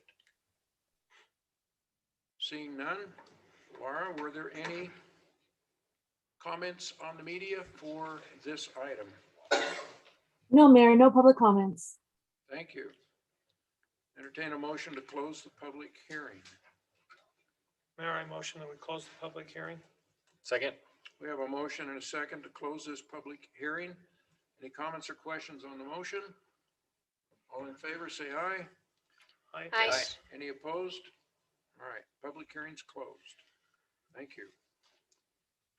Our next item agenda is a consent agenda to consider approval of the May 18th, 2021 minutes. Mayor, I move that we And- approve the consent and- agenda. And to set a date and time being June 15th, 2021 at 7 PM for a public hearing to consider proposed amendments to the fiscal 2021 budget for the redevelopment agency of Midvale City. Mayor, I move that we approve the consent agenda. Second. We have a motion and a second. Any comments or questions? Rory? Board Member Brown, Yes. Gettle, Yes. Glover, Aye. Sperry. Aye. And Robinson. Aye. Thank you. Now we have an action item. To consider resolution 2021-09 RDA, Main Street Upper Floor Affordable Housing Initiative Program. Very interesting. Patrick O'Brien, it's all yours. Thanks, Mayor. Just give me one moment and I'll get the presentation up onto the screen.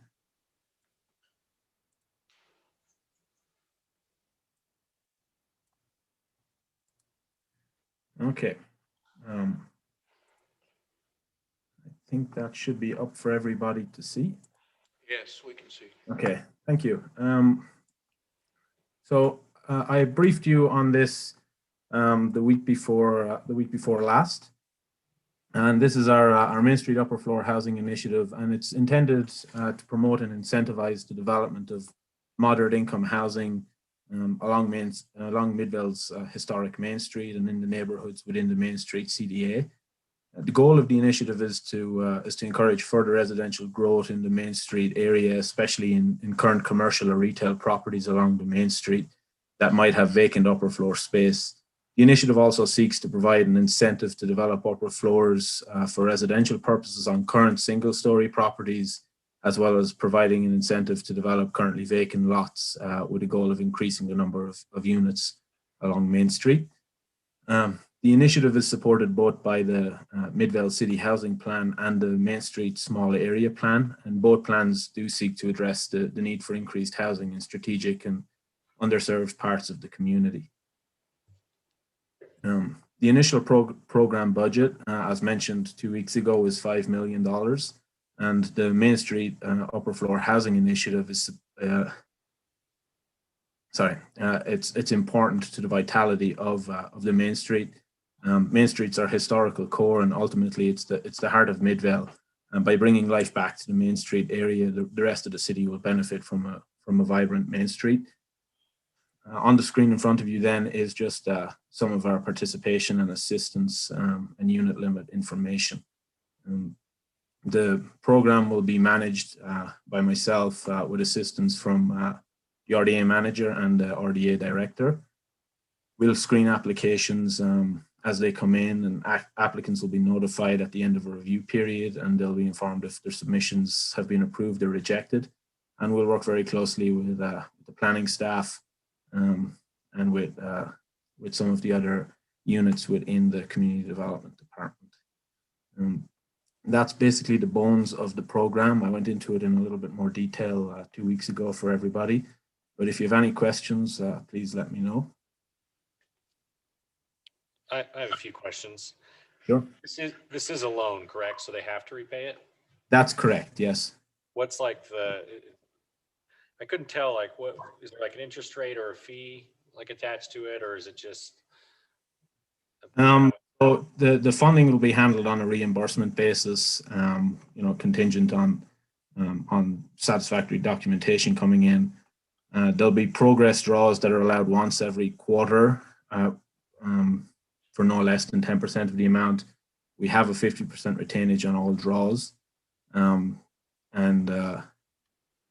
Some of the other details I think were in the actual document that was circulated, just a more fine grain information.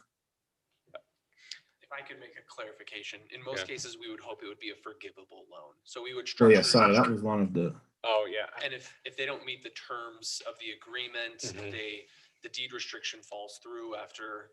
But if they meet it, then it would be If they meet forgivable. it, it's a So forgivable we're loan. giving non-residential, so commercial or office, free money if they build, is what we're doing. No, it would only be for the it would only be tied to Well, The well, funding right, but if tied- you have is not tied to- the first floor doesn't apply to like a residential unit that wants to add housing above it, right? Right. No, it's only to a commercial property. I'm not a fan of like that kind of corporate welfare, so I don't know. I don't have strong feelings in support of this, but others might. Maybe I'm reading this wrong, but I don't really like giving free money. $5 million that comes from tax increments just in a forgivable loan in hopes that, at the 16th year mark, they decide to not ever give, they just go to market rate. So it's like, feels good for 15 years and then it's not, like we don't do it for, residents. We don't give this money to residents for these kind of things. And I'm not in favor of this. I understand that concern, Board Member Brown. One of the things we would look at building into our agreements would be that there would be a minimum of a 1-year notification period if it was to trigger to go to market rate. It would also be a minimum of 15 years, and it's at the agency's sole discretion then whether we would go for longer, for additional funding for properties. Forgivable. I was looking for terms in this earlier today. That's why I'm bringing this up. I feel like I don't remember hearing forgivable loan. That's a grant to me. So if we're going to use the term loan, I feel a little misleading how we're doing this right now. Because if I didn't ask this question, I would have assumed, because no one has said that we're going to just waive this at the 15-year mark, which I do not think is a good way to handle a fiscal responsibility with our money. So I am a little disappointed in that, because this is brand new knowledge for me. So with Councilmember Brown's concern, can you give us more of the background for policy?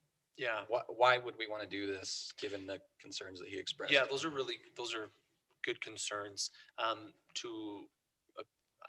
guess I would address them by saying any cost associated with the development of the commercial portion of the development, we're not supporting that at all. We're only supporting second or third floors that are dedicated to affordable housing. But you don't think that wouldn't, they're not going to leave the bottom floor commercial back. It still impacts our ROI and benefits them, right? It's not like, I don't necessarily see it as like, there's got to be one floor residential here where there's rental units that could go up a floor, right? Like, it just seems weird that we've just singled out, So I think the key to this program is that it is redevelopment. So we're trying to redevelop Main Street. We're trying to incentivize development that isn't going to happen on its own. There's no pro forma that you're ever going to see where someone is going to build 3 stories or even probably 2 stories. So this is trying to take, like we've always said before, taking as much money as we can and put it into the redevelopment of Main Street that we know isn't going to happen on its own to the level of density that we're talking about. So yeah, after 10 years or 15 years or whatever the term is, we lose maybe that affordable component to it. But what we gained was over the last 15 years of 2 to 3 stories of residential or of density on Main Street that we wouldn't have gotten anyway. So we're trying to take affordable housing money that we have right now in areas that we can't use it in, put it into an area where we want to see development that isn't happening. We get affordable housing out of whatever term that is, and we could still set those terms. Every time we come up with one of these proposals, we'll bring that back to council and we'll sit down, or with the board, sorry, and we'll sit down and we'll figure out what the terms should be. Should it be 15 years? Should it be 20 years? What should it be that makes sense so that they add these 2 or 3 stories on? Because otherwise it's just not going to happen. When they put that in there, we get development that happens there and we get the tax increment from that tax over the next 15 years that we put back into Main Street. So it's just trying to revolve and add every little bit that we can in there. If it's something that the council doesn't want to see the development there, we kind of stay at the status quo, because I don't think we're going to get the type of development on Main Street in the quick time frame that we want, which is a 15-year CDA. At the end of this 15 years, it's done. So we need to generate as much tax increment as we can right at the beginning by putting all the money into it that we can. You're really trying to bridge a gap there of any developer that's on Main Street now will come in and they'll say, How can I get do- free money from the city? I could do one floor because that makes sense, but adding a second floor just doesn't make sense to me. It doesn't pencil for me.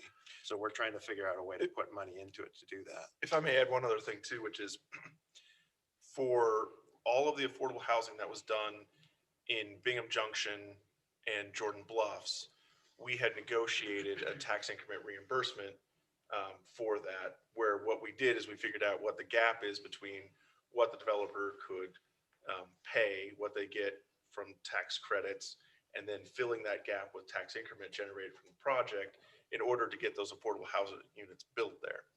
There are no housing units over there that are affordable that don't have some combination of those things there to make them work.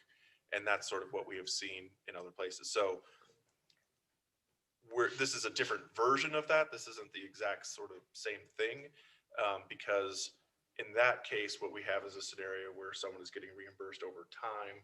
And in this case, it's something that we're providing the funds up front, but those are largely similar programs, and we've seen that they are what's necessary in order to generate affordable housing. All of everything we've done on all of this redevelopment, none of this would have happened if we wouldn't have done this kind of stuff. None I of it. mean, with the cost of land at the moment, I think if right now, if there's an empty field, we would have a very different outcome.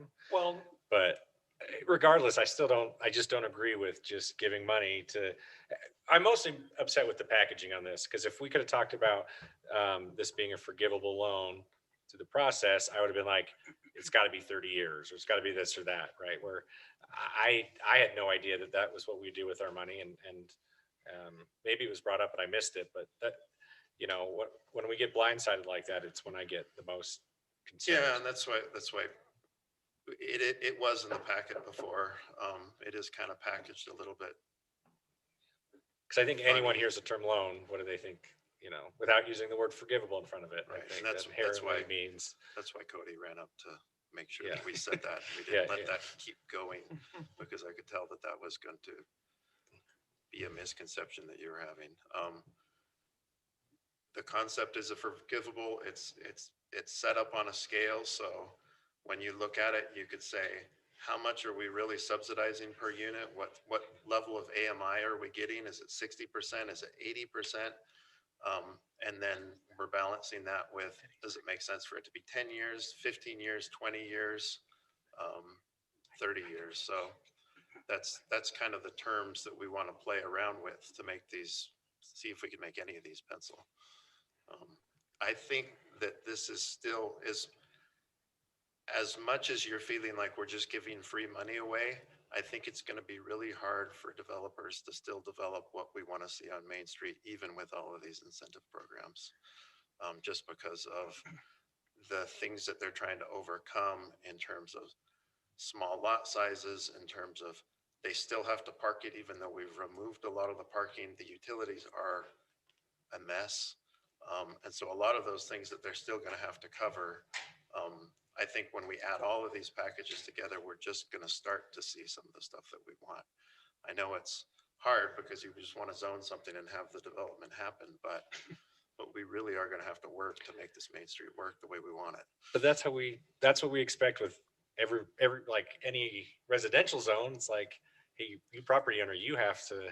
Yeah, like, it's a little different when you're expecting a mixed use. Right. Mixed use. But the on a owner is historic. covering the cost, right? Like that's the whole idea is, like if we could tear down all the homes and build $1 million homes and get, a higher tax rate from them, that'd be great. But, we're not expecting that, nor do we necessarily want that.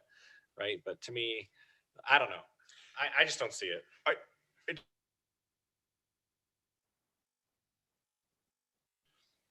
The forgivable part.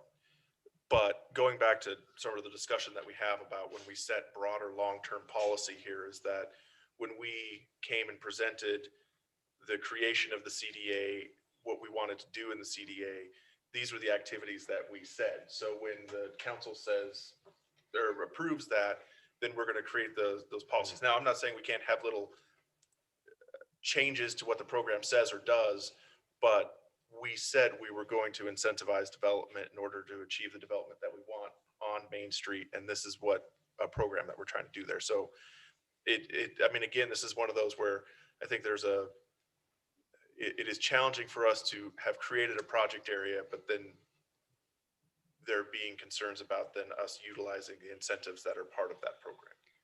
No. I don't like the way we're utilizing them in the sense that a 1% interest rate or a 0% interest rate with some sort of fee, that's still an incentive, Matt. Like, so to say that I'm handcuffing it with this question is misleading towards the public here. I'm just saying, I don't, like, when I hear incentive, that's what I think. How can we benefit them? So if they went and got a loan, on this, what's the rate right now? What could they get? And if we had a 0% rate, that's still a benefit. So I don't agree with how you're kind of projecting that. I just didn't realize that meant this unforgivable status. Okay. And I'll just make sure I ask more questions going forward, but it would feel like, saying benefit it can be interpreted by all of us differently across the board. And, obviously I want development in that area, but I don't know. Sorry, my confusion is just when you were talking about how we don't do this in residential areas, and I was just clarifying that we've said that is our policy to do these kinds of things here. So I understand that on this specific program, there were some things that we don't like specifically. I have some quick points, if I may. Number one, I agree with Councilmember Brown on some parts of this. It's something that I'll probably vote yes for, but I'll hold my nose at the same time while doing it. Because, to me, we have an affordable housing crisis in Midvale in every city in the state of Utah. So it's not an issue that's unique to us, not an issue that's unique to Main Street, the west side of Midvale, or the east side of Midvale. It's a statewide issue. So we could expect developers to step up and help with that problem. Giving them $1 million a year for 5 years is not a developer stepping up and taking any risk whatsoever. Now, at the same time, obviously, if we can get affordable units, that is the benefit that we as a city are gaining from this program. I just don't like the way that we're doing it and passing that money through to the hands of the developer. I would love to see a developer step up and say, yes, I'm going to build on Main Street and I'm going to dedicate this percentage of the units to be affordable. We've seen that doesn't happen unless there's some incentive provided to it. But, as elected officials, we often hear, this large apartment facilities going up. I wonder what the city gave to them to do that. And it's a very difficult conversation for us to have with our constituents to say, well, it was $1 million for 5 years. That's what we gave to them. So, we've had developers come in and speak to us and tell us how committed they are to building and developing Main Street. That would be nice if they would say, with an asterisk next to it, saying, providing you give us these incentives to do so. I think we heard, sorry, Dustin, I think we heard that before, though, in a prior presentation, is that that some of the developers, they do want to do stuff, but they've been waiting to get some of these incentives. It's just when you tie it to, yes, we'll build here, and yes, we'll also do affordable housing for you, but we're going to need some money. It's one thing to say we want some incentives to help us build the vision that you see for Main Street, but it's a different thing entirely to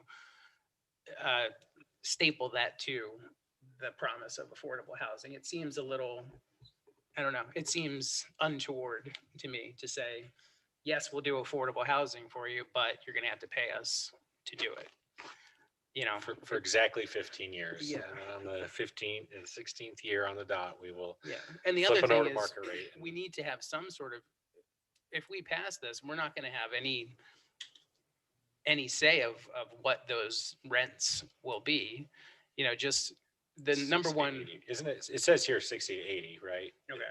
But So we have some requirement. yeah, that's quite a range, though. It's all going to be 80. It's right? going to be 80 or 79.9. All of these affordable housing, their rate goes as how much you make. So, if you make so much money, your rate is this. If you make more money, your rate is this. It's just how all these are.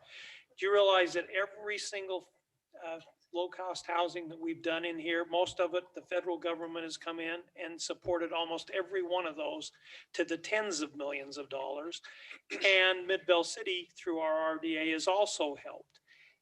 None of these, if you want low-cost housing, the only way to get it is going to be to put money into it. That is the only way.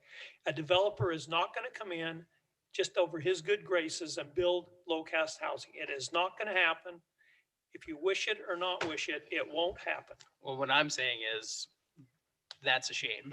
Well, that's life. And that's the way it's working. That's. I just don't And, like. and Mayor, may I just add one thing that Board Member Gettle brought up where he was concerned about not having a say of what the rates will be, whether they'll be 60 or 80%. When we go into our when we start negotiating with developers, we will be bringing back proposed agreements to the RDA board, and the board will have an opportunity to discuss that and see if we can set the AMI levels at different rates.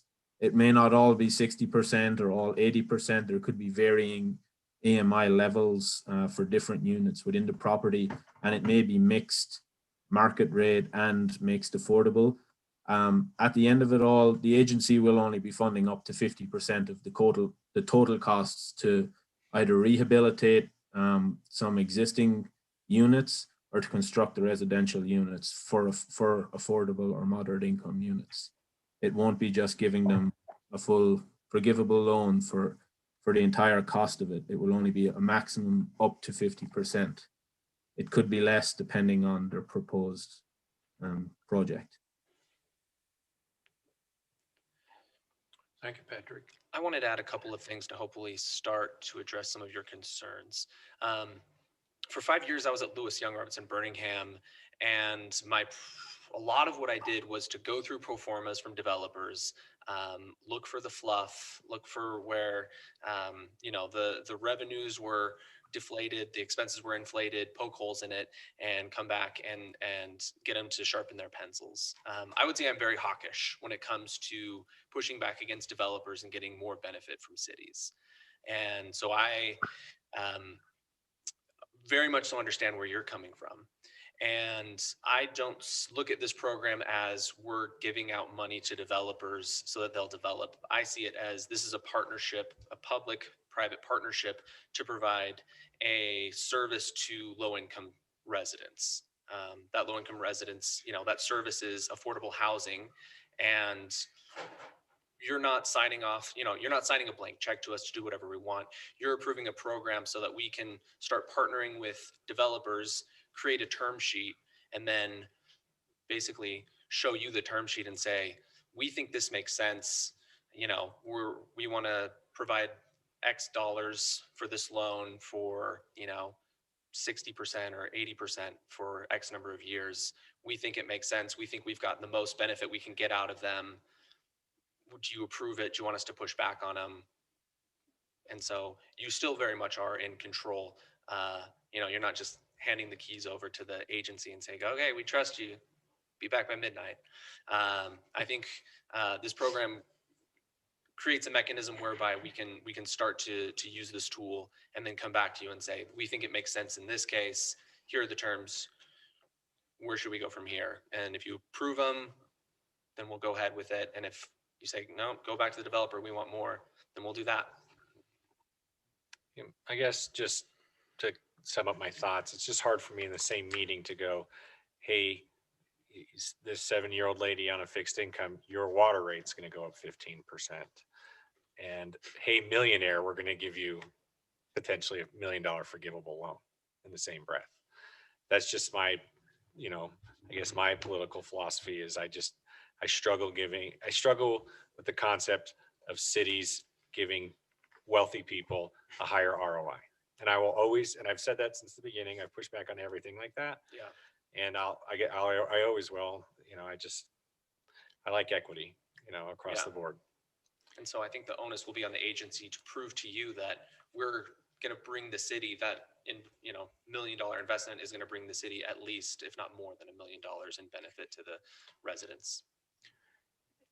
And in that same thought, a lot of what I hear from our newer developments that do have affordable housing components to it, such as Florentine Villas, is that most people who live there say that their affordable housing unit is still not very affordable. And that's, again, not a crisis that's unique to Midvale. That's kind of affordable housing as it is in Utah now isn't really that affordable, big secret that everyone knows. So I would like to see more information regarding what we've done with in the past in those developments and how those units are priced out now. So that we can, not only evaluate this program going forward, but to evaluate all of our other affordable housing programs that we have going on in the city currently. Because, as I said, everyone knows that housing is not affordable, no matter, if your rent is at the lowest end of the market, it's still pretty high for, a single person, earning the average income. So I just want to make sure that if we do this, that the units do remain affordable for people. And I would like to see those incentives go to people who need it rather than developers who may not need it as much, to echo what Councilmember Brown said.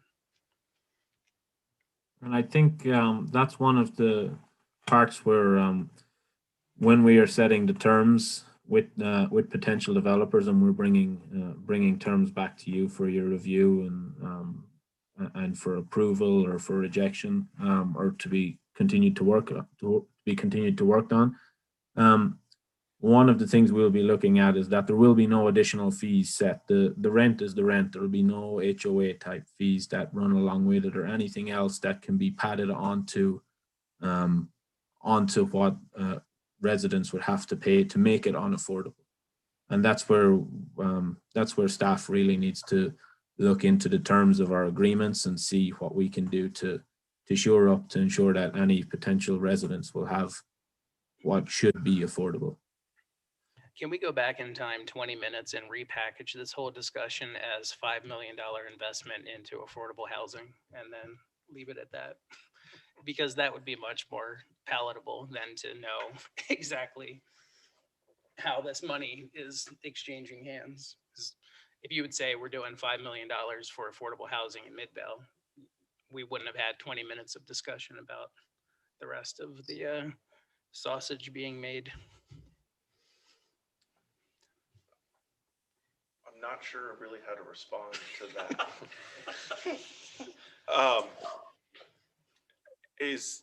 Would another way of interpreting that being that the idea of this program, which creates a general framework and what we're trying to support, affordable housing on Main Street, is acceptable? And given that we have, and correct me if I'm wrong here in anything I'm saying, Cody, but given that what we're saying is that this gives us direction that you find acceptable broadly, but there are specific terms that we have concerns about, but since we're going to bring the specific terms back for individual approvals, that this, broadly speaking, is acceptable as long as that happens, that you get to review the specific terms of each deal. I just need the terms and the whole concept to be as strict and as friendly as we want. Just like as we see for every twin home, like if there's 14 townhomes, we're like, hey, if you just had 13 townhomes here, parking would be great. And they're like, we're building to the exact limits that we're allowed to build to. So we need to think that they're that exact actor, they're not really a partner. They're trying to, get their biggest ROI. So if we're going to do this, I need it to be as strict as possible and as friendly as possible to what the city wants. If that makes more sense. I should have maybe said that to begin with, because I don't like it when they come in and like, hey, we have this idea, just remove this one unit. And they're like, absolutely not, and that's your code. And they can say that, right? And so if we're going to do it, we got to make sure it's as tight as the ship as possible. The other thing that you need to realize is that and I hope I'm right here saying this, is that it's the tax increment that they produce for us that pays this money. So if they don't go there, there's no increment, there will be no housing. So the better and the bigger that they can put in there, then we get more tax increments to help with your affordable housing. That's where the money's coming from. But we have to fund it before it gets to that point, right? So it's like No, well, we need to write it just like we've written all these others. If they don't produce the tax increment, we need to write in there that they're not going to get the money. Sorry, there's one difference here. So explain that. Sorry, the one. But this difference- isn't, And I'm gonna, yeah, Patrick, this is a loan program that we're using existing housing funds to fund, not if I'm saying this correctly. So we have been generating housing funds out of the Bingham Junction project area. And all project areas have to generate a certain amount of affordable housing. That will be the source for the initial investment into this as a loan. What I mentioned earlier about the tax increment reimbursement program that we used in other areas was just an example of, in those cases, we're saying there is a certain gap that needs to be filled in order for that affordable housing. And like you said, if whatever they generated, we put into it. This is different though, because it is a loan and not a tax increment reimbursement. So how it's does, a forgivable loan. Sorry. Okay, I just so- wanted- Forgivable I just loan. wanna make sure Sorry, that, sorry. okay, so Forgivable loan, if forgivable loan. we're taking a loan out of our other RDAs, we have to pay that back? Or is that Not out of the affordable housing. not out of funds. the affordable housing? So it is, so we have to use this money for affordable housing somewhere in Midvale. What if we So- don't? Well, we have to. The federal No, I mean, government. what happens if we don't? That's like an honest question. We probably go to. we jail. sit on it and nothing happens. Yeah, So what, if someone converts it after 16 years, I mean, that is still funded for that, like, you know, so, Cody, you look like you want to say something, but I was just gonna say that the struggle that we run into is, those are the sorts of things that the taxing entities who approve our project areas would look at. So, this is the struggle that we've had up at the legislature and stuff, is that there are communities that have been sitting on their housing money because they believe that they don't have any more need for affordable housing in their communities. And so, so there's sort of a political cost of holding on to those funds. And, but they are specifically outlined that we need to spend them on this kind of thing. You were gonna add something. Yeah, I would just say, affordable housing funds just have to be spent to support affordable housing. If you don't want the money, like Patrick said, you can sit on it, which a lot of cities do. You could kick it over to the county and they're happy to spend that. You could give it to the Olene Walker Fund, support that as well. A philosophy that we subscribe to and try to chase is to solve other problems at the same time as affordable housing. So one program that you've previously adopted is to purchase homes that have been condemned by the county, blighted, meth homes, purchase those and renovate them and turn it into affordable housing. We're creating affordable housing, we're removing blight, we're addressing safety concerns, we're solving more than one problem with affordable but housing. that wasn't my question on if we don't use the money for affordable housing. That's if you don't use the money at all. I'm saying, what if you use it for, you spend the money, but it's not for affordable housing purposes? We We're writing can't. into this that on the 16th year, it could not be, right? So that was my question. On the 16th year, if that's the case, are we fine? Like, is the state or whatever okay with the idea of your affordable housing money being just converted to regular after a period of time?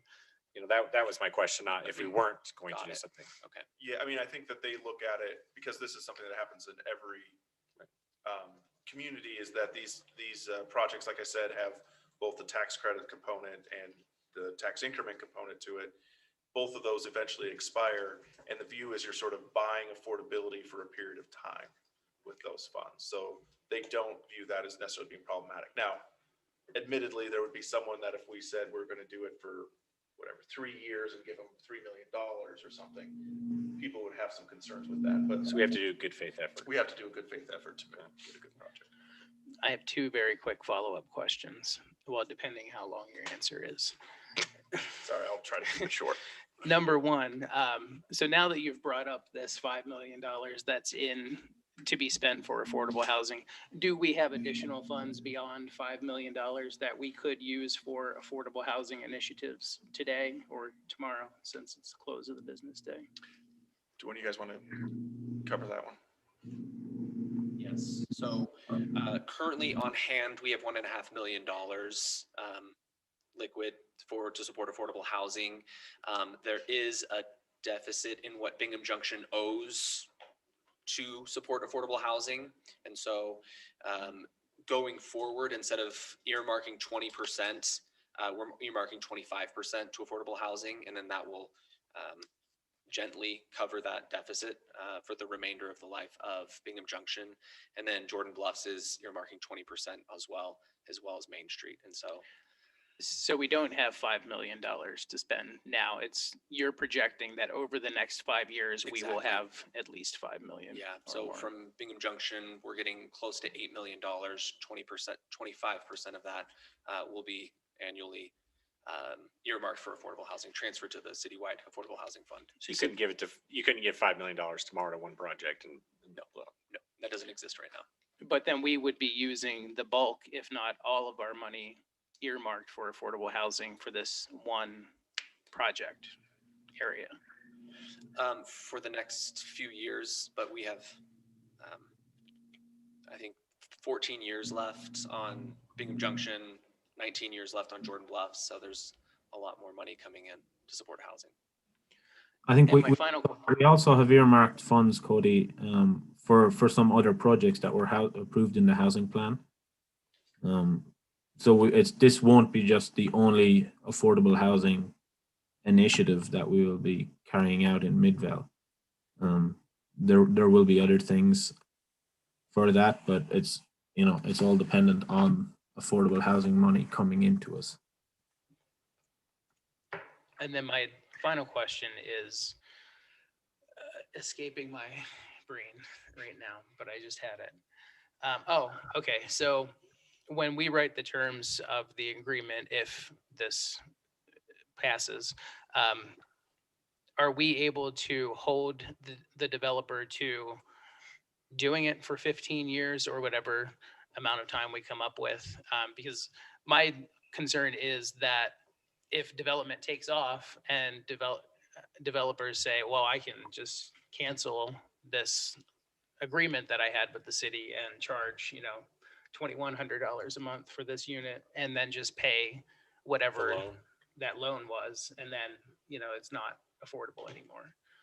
Is that something we can hold them to at least a minimum time period, maybe not the entire 15 years, but to say for the next 7 years, you cannot get out of this affordable? you'd have to write like a very strong early termination fee, right? To make that work. But as it's proposed now, they could do that. They could get out of it, pay the penalty, and then make it not affordable without any sort of ramification from the city other than, hey, you owe us $51,000 now or whatever. You could write that however you want, because you hold the deed. I mean, you hold the deed restriction. And do you think that developers would be okay with that? I think, yeah, and you're kind of, I shouldn't say this, but you've got at the point of why we call this a forgivable loan instead of just a grant in the first place, is because we want to wait till the end so that they've met the terms before we say, okay, we're going to take the deed restriction off. But you understand. I understand it. So we could write in there that, you need, I don't know if you want, we'll have to think about that, because it becomes a bit of it's almost like you want to hold them till the end of the term and not give them a circuit breaker in there on how they get out of it. Yeah. It would almost be better to just say you can't get out of it. If you try to get out of it, we don't lift the deed. Well, I mean, for me, the minimum would be 15 years, if that's when you can get out of it. If I could write it. Yeah. But, I'm just saying, if we end up having the next Park City Main Street on our hands, which hopefully we do, a developer would be, the smart developer would say, well, the hell with this 50 grand that they gave me. I could get 50 grand a month out of, 10 units here. So I think we do need to look into that, because if we're going to front this money for development, we need to get affordable housing units out of it for a set period of time. Yeah, and that deed allows you to do that. That's a mechanism. Now, the other, what we don't know is, what you ask is, will developers go for that? I mean, there's a very good chance that if we make this too restrictive, they'll just say, this isn't worth it for me. But that's what we need to play with and But they figure want out. affordable housing, don't they? And it's, Yeah, they do. That's why it's all a balance, and that's why we have all the different levers we can move around and figure out. Some developers are in it for the long term and they want to make their money over time. Some of them want to get their money back right away. So these different levers will impact them in different ways. And we'll just have to see. I mean, but it'll to be me, very if interesting to someone see. were to think that way and like, oh, I don't want to sign that because I want to be able to get out of this immediately when the unit is profitable. Speaking for myself, I don't want that developer to do something on Main Street because they're not living up to that end of the bargain, that we've told every developer, we want you to share the same vision for Main Street that our citizens who have lived here for 20, 30, 70 years, 80 want for Main Street. Yeah, and we can build that into the terms. We're just gonna have to build that in. Paul, did you have another comment? No, I just don't think Main Street's gonna develop unless we have some incentives. And the money that we have is for affordable housing. Why not use it to help Main Street along with the affordable housing? You can say you don't want the developers to make money, but they're not gonna do it unless they make money. That's just the bottom line. That's a mischaracterization. I think they should make as much money as they want. I just don't necessarily think the city's job is to give them the most ROI on that. But Those are two different things. But the I only way, get the argument back. yeah, the Totally only way get to it, do but- it though is all these cities is they're giving incentives to these developers to be able to do that. And it's the only way it works. Well, along with what Councilmember Glover said, we're incentivizing the type of development we want, not just development, but the development we want. And even if we come to the point where they turn it to natural rates, then they have to pay back, and we can put that money into more affordable housing somewhere else if we have to. Ideally, they would keep it for 15 years or whatever and have their loan forgiven. But if they don't, pay the loan back and we put the money back to work. I think Matt said it well when he said, when we approved this community development area, it was with the intent of doing these types of programs to incentivize the development we wanted. It's the carrot, right? To get them to do what hopefully develop in the way that we envision our Main Street to be. Yeah, and I get what you're saying is. I just didn't think you were going to take it from our affordable housing bucket and move it over to the CEA.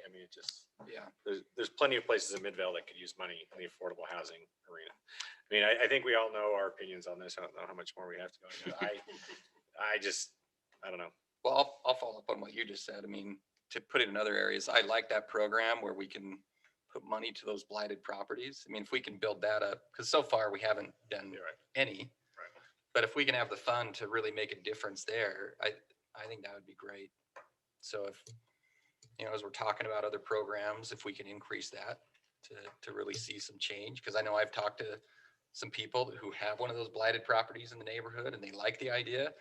But then when they say, how many homes have you done that to? And I say 0 up to this point, then not a real successful program so far. One last thing, I'm sorry.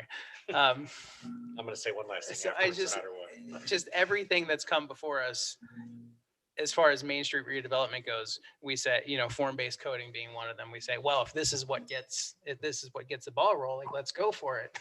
And then something else comes and like, oh, okay, well, if this is what we need, we'll go for this. It just seems like there's an endless list of things that keep coming back to us to say that, oh, we need to do this too in order to have development start. So at some point, hopefully it starts without, giving away the entire keys to the city to anyone who wants to develop there. So how much money can we just take, buy all the property on Main Street, develop it the way we want? Then we can make it happen. 4 years ago, that was a different number than today, that's for sure. That's true. Okay, We could ready? use some of the money for that though, right? We could buy the properties and develop it the way we wanted. Yes. 5 million over 5 years. Forgivable. Brian, can we forgive the loan to ourselves? Are you okay with that? Yeah. Are we ready for a motion?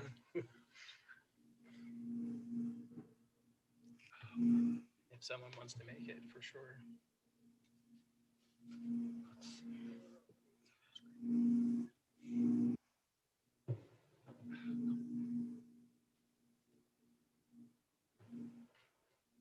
I'll make the motion. I move that we adopt resolution number 2021-09 RDA approving the Midvale City Upper Floor Affordable Housing Initiative. Second. We have a motion and a second. Any further discussion on the motion? Okay, Talked about Lori? Okay, Board Member Brown, No. Gettle, I said I was gonna hold my nose, but I'm not going to. Yes. okay, that was a yes. Yes. I was very confused if that was a yes or no. as well. Without Okay. holding my nose, yes. Okay, Board Member Glover, Aye. Sperry, Aye. and Robinson. Aye. Thank you. Motion passes. Now we have a set of discussion items, and we're going to invite Kate Andrews to come up and discuss the revolving loan fund. Sounds familiar. Is it forgivable? Yeah, I was gonna say, start off with. is Are it you forgivable? ready? Are you ready after that discussion? I didn't have it on my notes, but as I was back there, I was like, make sure to say that. Very first sentence. She's probably got a lot of notes. All of a sudden, my presentation's gonna look a little different than I was planning. Here's, how's it gonna go now? So if I forget something, forgive me, but let's see. We get this to go. Also, this is my first time up here, so you'll have to This is our hard money loan program. bear with me. This is our hard money loan program. Do you want- Loans at like I don't 30% want to start interest. twitching.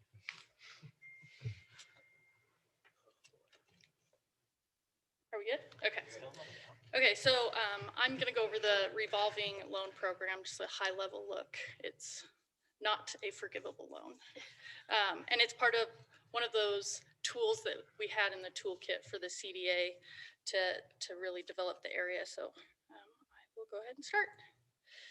So the overall objective of this proposed revolving loan program is to stimulate business development and expansion in a strategic way.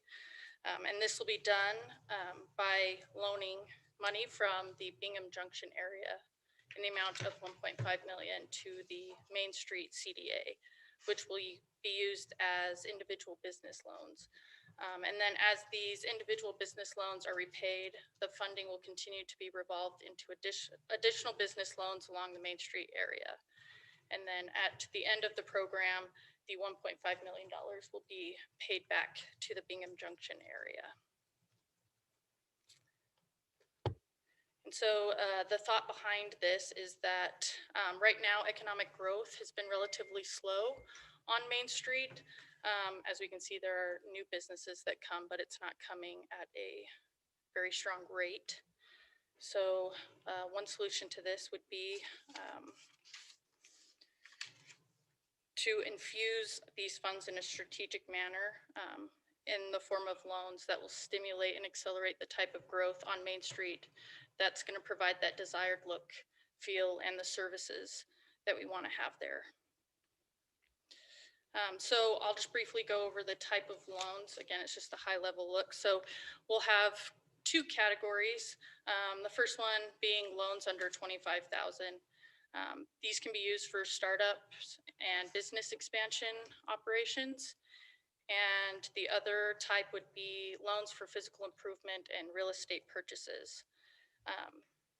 And the second tier would be loans over 25,000, but under 250,000, which would be where the loan amount maxes out. And those loans can only be used for physical improvements and real estate purchases. Now, all of these loans will require background checks and collateral, but it will be to varying degrees based on the project type and the loan amount. And the other part I want to add is that we would require some sort of acknowledgement that the funds were provided by Midvale City's redevelopment agency. And so I'll briefly go into why this is a strategic way to use these funds. So all of the applications for the loans will be scored based on a criteria that promotes the set goals of the Main Street CDA. So only proposals that achieve a minimum score in key categories that will be selected will be considered for the loan. And then any proposals that score higher in categories, which significantly achieve the activation goals for the Main Street area, will achieve more favorable terms. So I'll just go over that criteria quickly.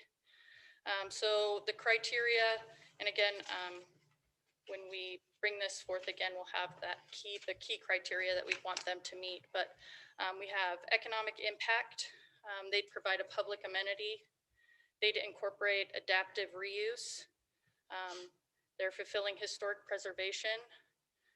They are promoting beautification efforts. They are providing an educational or arts-based business. They promote sustainability. They fulfill street activation. They provide permanent job creation and retention. They're an existing business in the project area, or they are promoting affordable housing.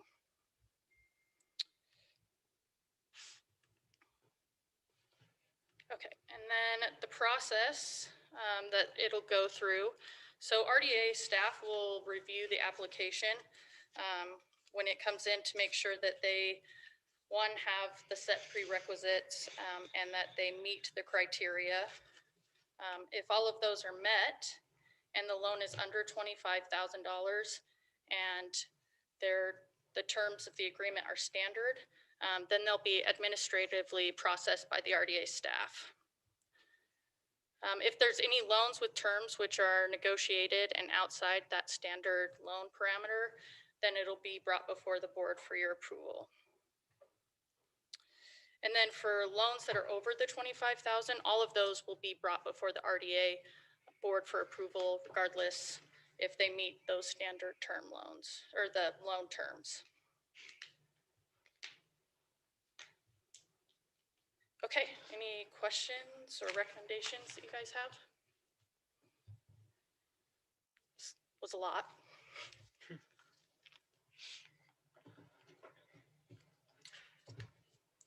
Questions? We burn them all out? We're still reeling from the last. I'm tired now. I think the big takeaway though from this presentation is that we're talking about the broader program, but that when we return, we'll make sure that we have a defined set of terms. I mean, literally term amortization, et cetera, that will be approved. At least for the ones where staff would have the ability to approve them. Correct. There would be some broader term categories for the projects that would require more than $25,000. So that there's some room for staff to work within those terms and then bring you the completed package to approve on an individual basis. Correct, yep. But we have, right now, the intent is not for them to be forgivable. Yes, that is the intent. Great. I'm great. I think it's great. Let's move it. We approve it now. They will Before all you be guys change your repaid. mind on that. You probably couldn't hear me when we started. I told Brian this was our hard money loan program to make up for the loan forgiveness. So we're expecting interest rates of like 30%, right? To make up for it. I've got that written down. Perfect. Well, when we come back, it'll be no payment, no recourse, forgivable. No deed restriction. Firstborn as collateral. Yeah, thank you. Thank you. Good job, one down. Our next discussion item is the proposed amendments to the fiscal 21 budget of the redevelopment agency. Thank you, Mayor. Perfect. I'm really grateful that we're together, we stuck together, we're here. I don't know if people think that people probably think they wish I was on Zoom still. So the amendments to the fiscal 2021 budget, the way I see this is basically when you get a test from your professor, they give it back to you and say, you get to put in the correct answers and explain why it's correct for half credit for each one that you got wrong. So that's what we get to do now. These are amendments to the budget that we adopted for fiscal year 2021. I've got one slide that just provides an overview, and if you want more clarification on any of the specific funds, I've got slides for those that we can delve into if you'd like. But really the overview is Bingham Junction is bringing in 363,000 more than we anticipated, or that we budgeted. We were just budgeted more conservatively, and it brought in more tax increment than we were anticipating. The biggest change is definitely Jordan Bluff's RDA, where we were not anticipating any tax revenues, but it was triggered. The county gave us or sent us the year one tax increment for Jordan Bluff's project area. And so that revenue was 837,000 and of unanticipated revenues. So that is an amendment that we would like to make. And interest earnings were below what we anticipated, just interest rates were low. And as far as expenditures goes, operations, $87,000 below what we were projecting. Mostly that is due to less professional services than we had initially budgeted.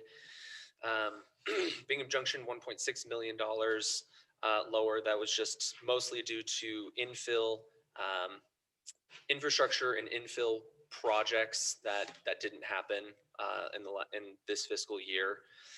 Jordan Bluffs, all of the money that we weren't anticipating getting that we had to spend. And so 20% of that went to the taxing entities. We remitted that back to them.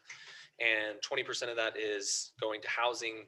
About 5% is for the administrative costs. And then the rest of it is going towards TIRA payments, tax increment reimbursement payments. And then citywide housing, I guess, is the last one that's very significant. 1.8 million. That's what we had budgeted in expenditures, and we did not spend that. So that's going to carry over to the next fiscal year. And if you have questions about any of those programs or any of those funds, I can go to slides specific to them or address your questions. That citywide housing funds, that'll be what's funding the program that we just talked about a bit ago, right? Among other initiatives, but yeah. So are we getting rid of all of the money that we had allocated to public art? I see this as maintenance. Does that mean maintaining our existing public art, or is that the $50,000 that we had allocated towards new public art projects? That was for maintaining, and it wasn't done this year. This only reflects what we've spent. That's still going to be earmarked for public art, but it's just going to carry over to the next year to be spent. And do you know, because we did allocate additional money for new public art projects, is any of that happening this fiscal year? In 2021? Well, I guess whatever we have left of it, but yeah, more so in 2022. So it's going to happen in the next fiscal year. It's not happening in this fiscal year. Okay. And so the funds were not spent. So the budget is going to reflect that it's zero, but it's still going to be earmarked and spent accordingly next year. Okay. And do we have anything at all in the works of actually, putting paint to canvas? I don't, brick? Not in Bingham Junction, but yes, in Main Street. We have, the whole art house initiative for Main Street, but we need to look at Bingham Junction and Jordan Bluffs and develop those art projects and get that money spent. Okay, but as far as, let me try to drill down. So we had allocated money for like murals, specifically murals on Main Street and in other project areas. Is any of that happening? Not this fiscal year, but fiscal year 2022. Other than just having money earmarked for it, are there any projects that you know of in the works? Not as far as murals go. Okay. So can we? Because when we had that discussion, not that we have huge disagreements, but that was one that all five of us agreed very much that we wanted to see happen, Okay. yesterday. Yeah. So is that something that we can prioritize, not just having the money there? That's great that we have the money available for it, but actually start hiring people and giving people money to put paint on brick. Yes, I will make that a top priority Okay, and we'll get thank that you. done. Chief Thomas could probably give a list of people that would want to put paint to brick, but we may not want those. It's happening daily, apparently, But already, for it- free. That's one of the points, though. It's pretty well known that once you put a mural on an area, it's less likely to be graffitied because for some reason vandals respect public art. I don't know, but I just want to see it Yes. actually happen. Okay, I'll make that a priority. I would spray paint over. Sorry. Thank you, Cody. I'll entertain a motion to adjourn. Motion to adjourn.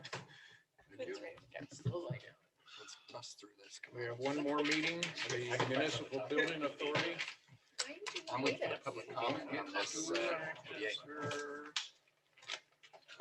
This will go quick. Do what? Definitely say. You're the mayor next time? Just gotta count. Oh. Do like, lieutenant governor Okay, with so the- good. Okay, I'd like to call the meeting to order, the Municipal Building Authority of Midvale City. And we'll begin with a welcome to everybody. We've got a teaming audience. And we'll begin with a roll call of those board members. Board Member Glover, Here. Brown, Here. Gettle, Here. Sperry, I'm here. and Robinson. Here. Okay. Public comments among our public. Anyone want to comment on the Municipal Building Authority meeting to the board members? Seeing none. Laura Magnus, have we got any public comments from our media? No, Mayor, no public comments. Okay, thank you, Laura. All right, we now need a public hearing, so if we could open one, please. Mayor, I move that we open a public hearing. Second? We have a motion and a second to begin a public hearing. All in favor, say aye. Aye. Yes. Any opposed? This is to receive public comment regarding the Midvale Municipal Building Authority Fiscal 22, final budget, which begins July 1, 2021 and ends June 30, 2022. Any public comments on that from the audience? Laura, do you have any public comments for this? No, Mayor, no public comments. Thank you. Okay. Then I guess, Does Kyle need to present anything? what's that? Does Kyle need to present anything or we're good? Okay. I move that we close the public hearing. Second. We have a motion and a second to close the public hearing. Any comments or questions? I was waiting all evening for that public hearing. That was great. Let's see, do you need a roll call on this? All right, all in favor, say aye. Aye. Yes. Any opposed? All right, we're going to move now to the consent agenda, where we'll consider the minutes of May 4th, 2021, and to set a date and time, specifically June 15th, 2021 at 7 p.m. for a public hearing to consider a proposed amendments to the fiscal year 2021 Midvale Municipal Building Authority budget. I move that we approve the consent agenda. Second. We have a motion and a second to approve the consent agenda. Any questions or comments? Hearing none. Rory? Yes, I just lost all my stuff here. Okay. Board Member Brown, Yes. Gettle, Yes. Sperry, Aye. Robinson, Aye. and Glover. Aye. Thank you. Our final item is to discuss proposed amendments to the fiscal 2021 Midvale Municipal Building Authority budget. Kyle, your last trip to the pulpit tonight. Thank you. This one will be quick. We actually already discussed it in the general fund. So this should just be really quick.